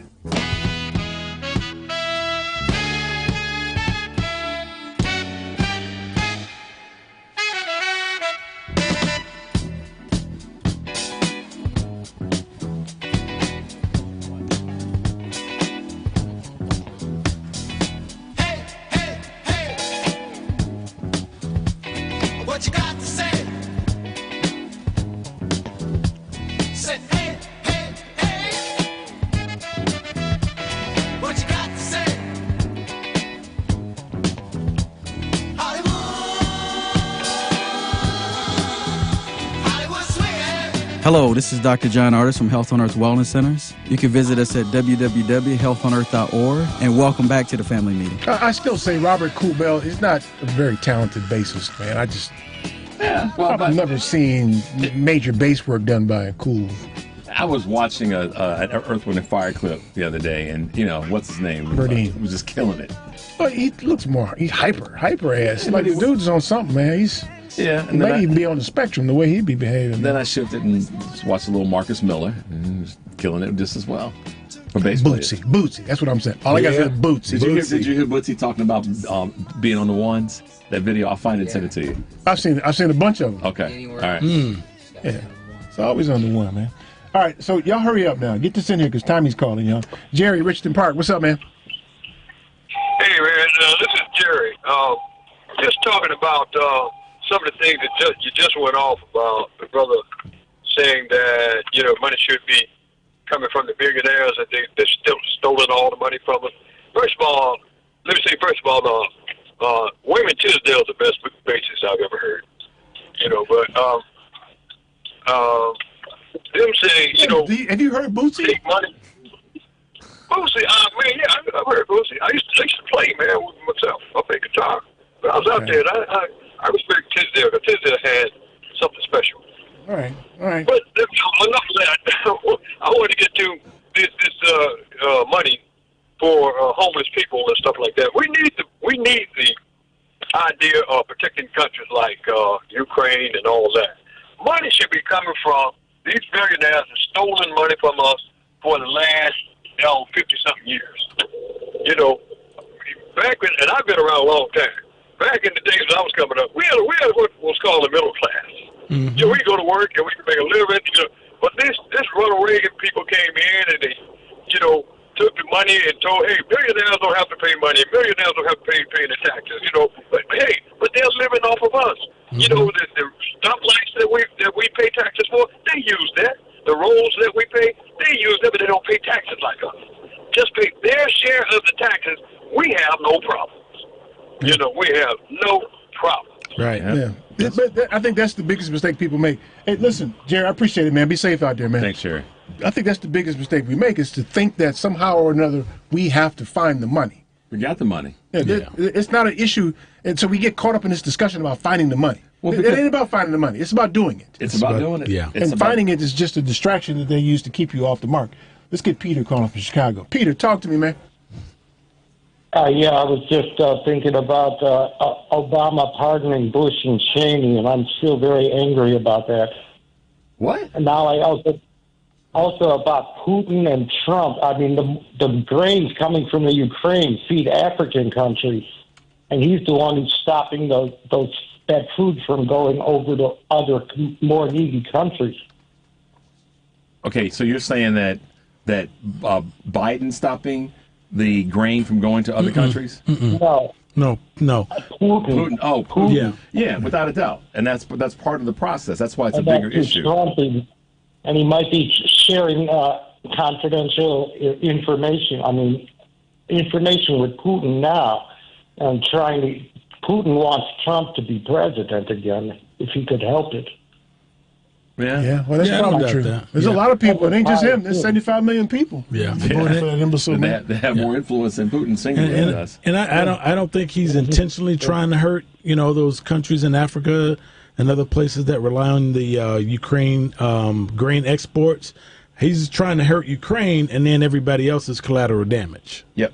Yeah, well, that's the way those people operate, though. They don't care about it. They want what they want. They don't care who gets damaged along the way. Right. Well, the Europeans helped too with the Ukraine. But I'm just saying that there's so many contradictions, even with Obama pardoning Cheney and Bush. He didn't pardon for which crime? Yeah, he didn't pardon them. For war crimes. No, he didn't war pardon crimes them. in the United States. They weren't can't brought up leave on the war. United States. They weren't brought up on war crimes. Yeah, they weren't pardoned, man. That's a rumor. Yeah, they weren't pardoned. Yeah, you're watching the wrong information. So you have to see the crime that they were convicted I heard for. Hartman say that. Well, you can only be pardoned for a crime that you were charged and convicted of and sentenced. I don't think so. I think that's preemptive pardon. There's a legal argument for preemptive pardon. Yeah. That's true. Yeah. Well, that's true. Yeah. Peter, hey man, thanks, man. We're waiting for Tommy to call here, man. So sit tight, okay? Thanks, Peter. Thanks, Pete. Take care, man. I think there's a preemptive pardon. It's a legal concept that's being argued. Yeah. Well, fair enough. Who brought those two up on war crimes? Name it. I don't even want to talk about it. It would have to be right. So you just can't, I feel just a little bit dumber for we can't like blatantly wrong. I done got We can't like blatantly It's a wrong. point of research. Did Obama pardon? Why? Well, what do we care? Because it's a brown liquor conversation. That's why. What does it have to do with anything now? Well, one of your listeners brought it up, right? And so a whole bunch of other people heard my it. daughter told me that chocolate milk was good for her cough when she was small. Yeah, but should I research that she too? ain't on the radio. I'm just saying, should I have researched that too? And she wasn't grown then. Well, hold on a second, Luke. She's 3 years old. Dad, chocolate milk's good for your cough. Well, it probably was. Let me research that, baby girl. It probably was. That's the point of research, right? Well, at that point, that's your argument, right? Should research that? Did we have Google then? No, but I'm just saying, if you hear something that's really wild. Drunk ass starting to talk slower. If you hear something that's really wild, it should spark a little bit of intellectual curiosity. Or I don't give a damn about that. That don't make no sense. Well, see, that's different. No, you ain't finna get no chocolate milk. You're gonna take cough medicine. That chocolate milk is good, Daddy. It's good for my cough. You gonna take cough medicine. That's what's getting ready to happen. You I know it was really good for a cough. We know Tommy's gonna have some stuff to say today. Good Lord. Let me say this before Tommy says something so that y'all can argue about it when we finish with Tom, okay? Go. The white mob always has prevailed in this country. Oh, wait, always. Yeah. And somebody somebody call in and dispute that. Today, next Sunday. No, I don't hear nobody about that. Except y'all. today I'm done with talking about it. I'm telling you that the white mob has always prevailed, and unless and until this country finally defeats a white mob, we're going to have these problems. And the white mob prevails. January 6th has had a whole lot of convictions from the white mob. But the white mob is prevailing in other areas, not just these very overt things. To the conversation about homelessness, the white mob has prevailed there. When you think about y'all going to have to deal with the white mob. It's true. That's what's going to have to happen. January 6th had lots of convictions from a white mob. Yeah. Lots? Okay. No, they prevailed on that day. Tom's waiting. Okay. We ain't trying to have him waiting, right? Because that's a problem. He's gonna be okay, Tom, talk to me, man. I hope on today.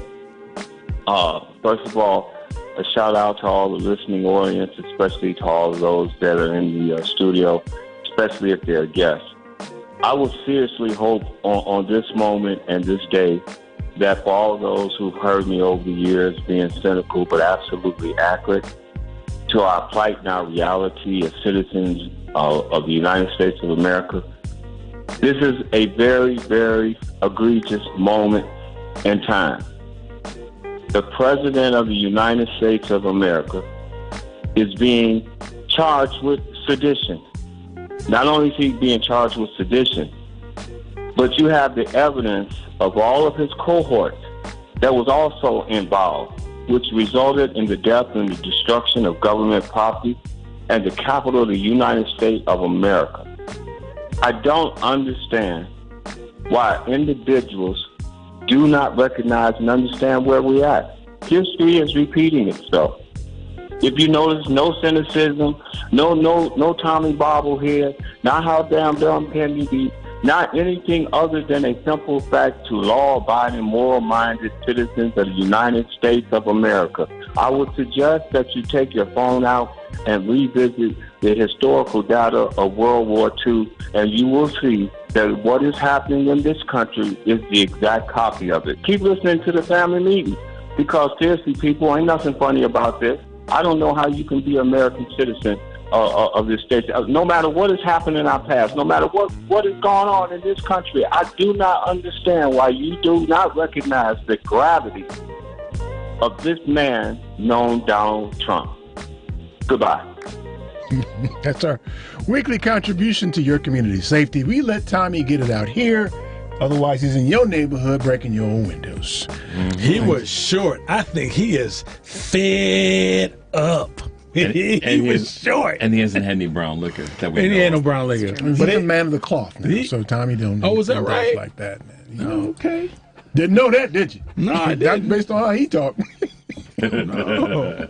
He had a toner. I'm fed up. Jesus was a carpenter. Wait, listen. Oh my God! That just hit me. When you laughing, you get lightheaded. Yeah, y'all drunk asses up in here. Everything's funny when you're drunk, right? I do carpentry and rants. Everything's funny when you're drunk. Look, this is going to come down to whatever the white mob's flavor of the day is. Mm-hmm. And you're already hearing people who are kind of riding the line and saying, listen, maybe we shouldn't pursue this because there's going to be a lot of upset people, and we know what upset people do, and we don't want that. That's let's temper it a little bit. Just make sure we treat them fairly because we don't want to upset them. Mm-hmm. The American people aren't going to tolerate this and go for it. But okay. But you have to agree that for all of the unprecedented and all that stuff, for this guy to actually be charged with these crimes, no matter what the outcome becomes, if he serves time or is not found guilty, the fact that they are saying there is an attempt by the Justice Department to hold this man accountable for his words and actions, even at that level as being president, that's kind of remarkable. It's not, though, because the justice system has done this before. It's not an effort to hold somebody accountable as much as it is to act like we're holding somebody accountable. But how do you act like it when they're not just going through the motions? Those young men who tortured Emmett Till Same thing. We went through a trial, couldn't find him guilty. Justice system prevailed.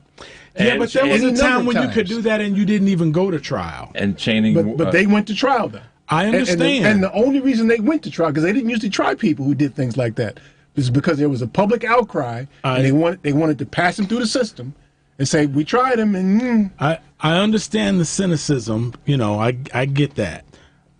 But to think that this is actually happening to an American president, I think, is different. Because they have to. Just like they did those guys who tortured Emmett Till. They have to do that. Okay. They waited 2 damn years. But they didn't wait on this dude. They didn't. I mean, when they didn't really wait on. They waited to right up against the damn presidential election, which is going to complicate things.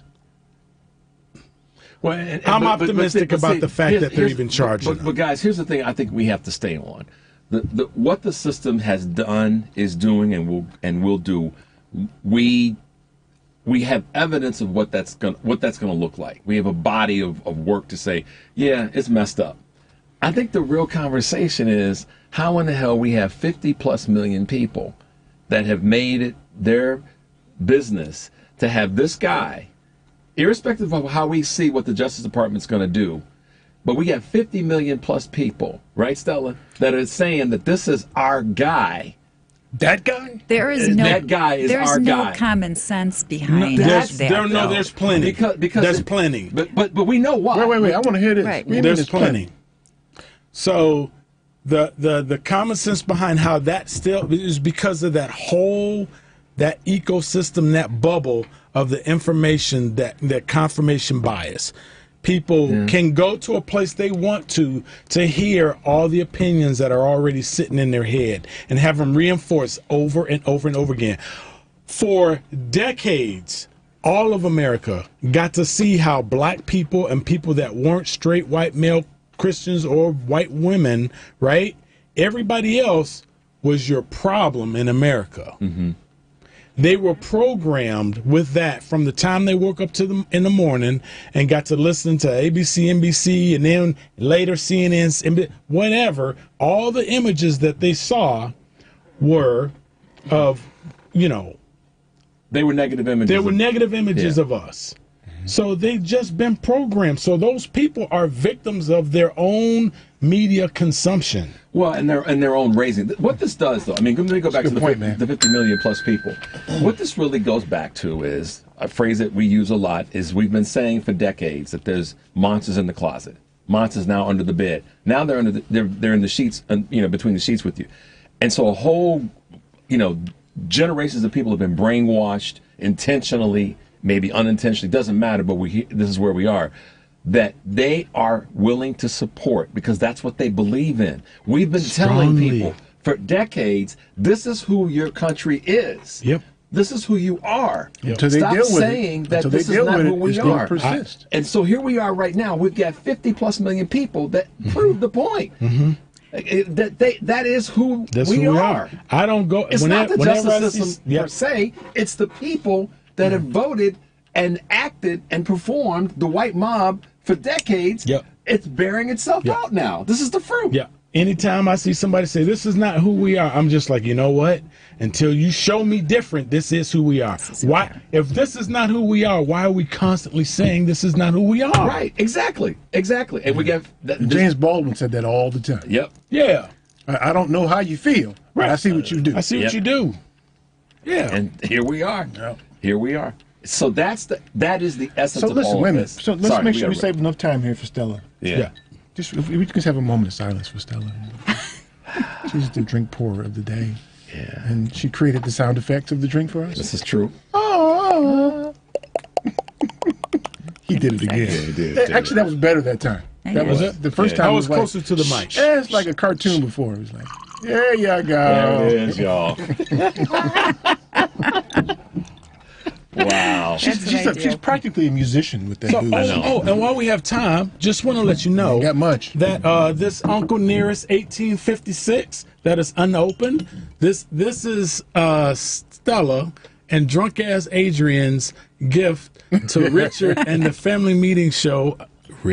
Eric and Richard for inviting us in. This is our gift to Eric. Thank you so much. So Eric and Richard can get together sometime at Eric's place and have a drink. We're gonna go to Richard's place. We're gonna go to Richard's because I place? ain't picked up my drawers. Okay.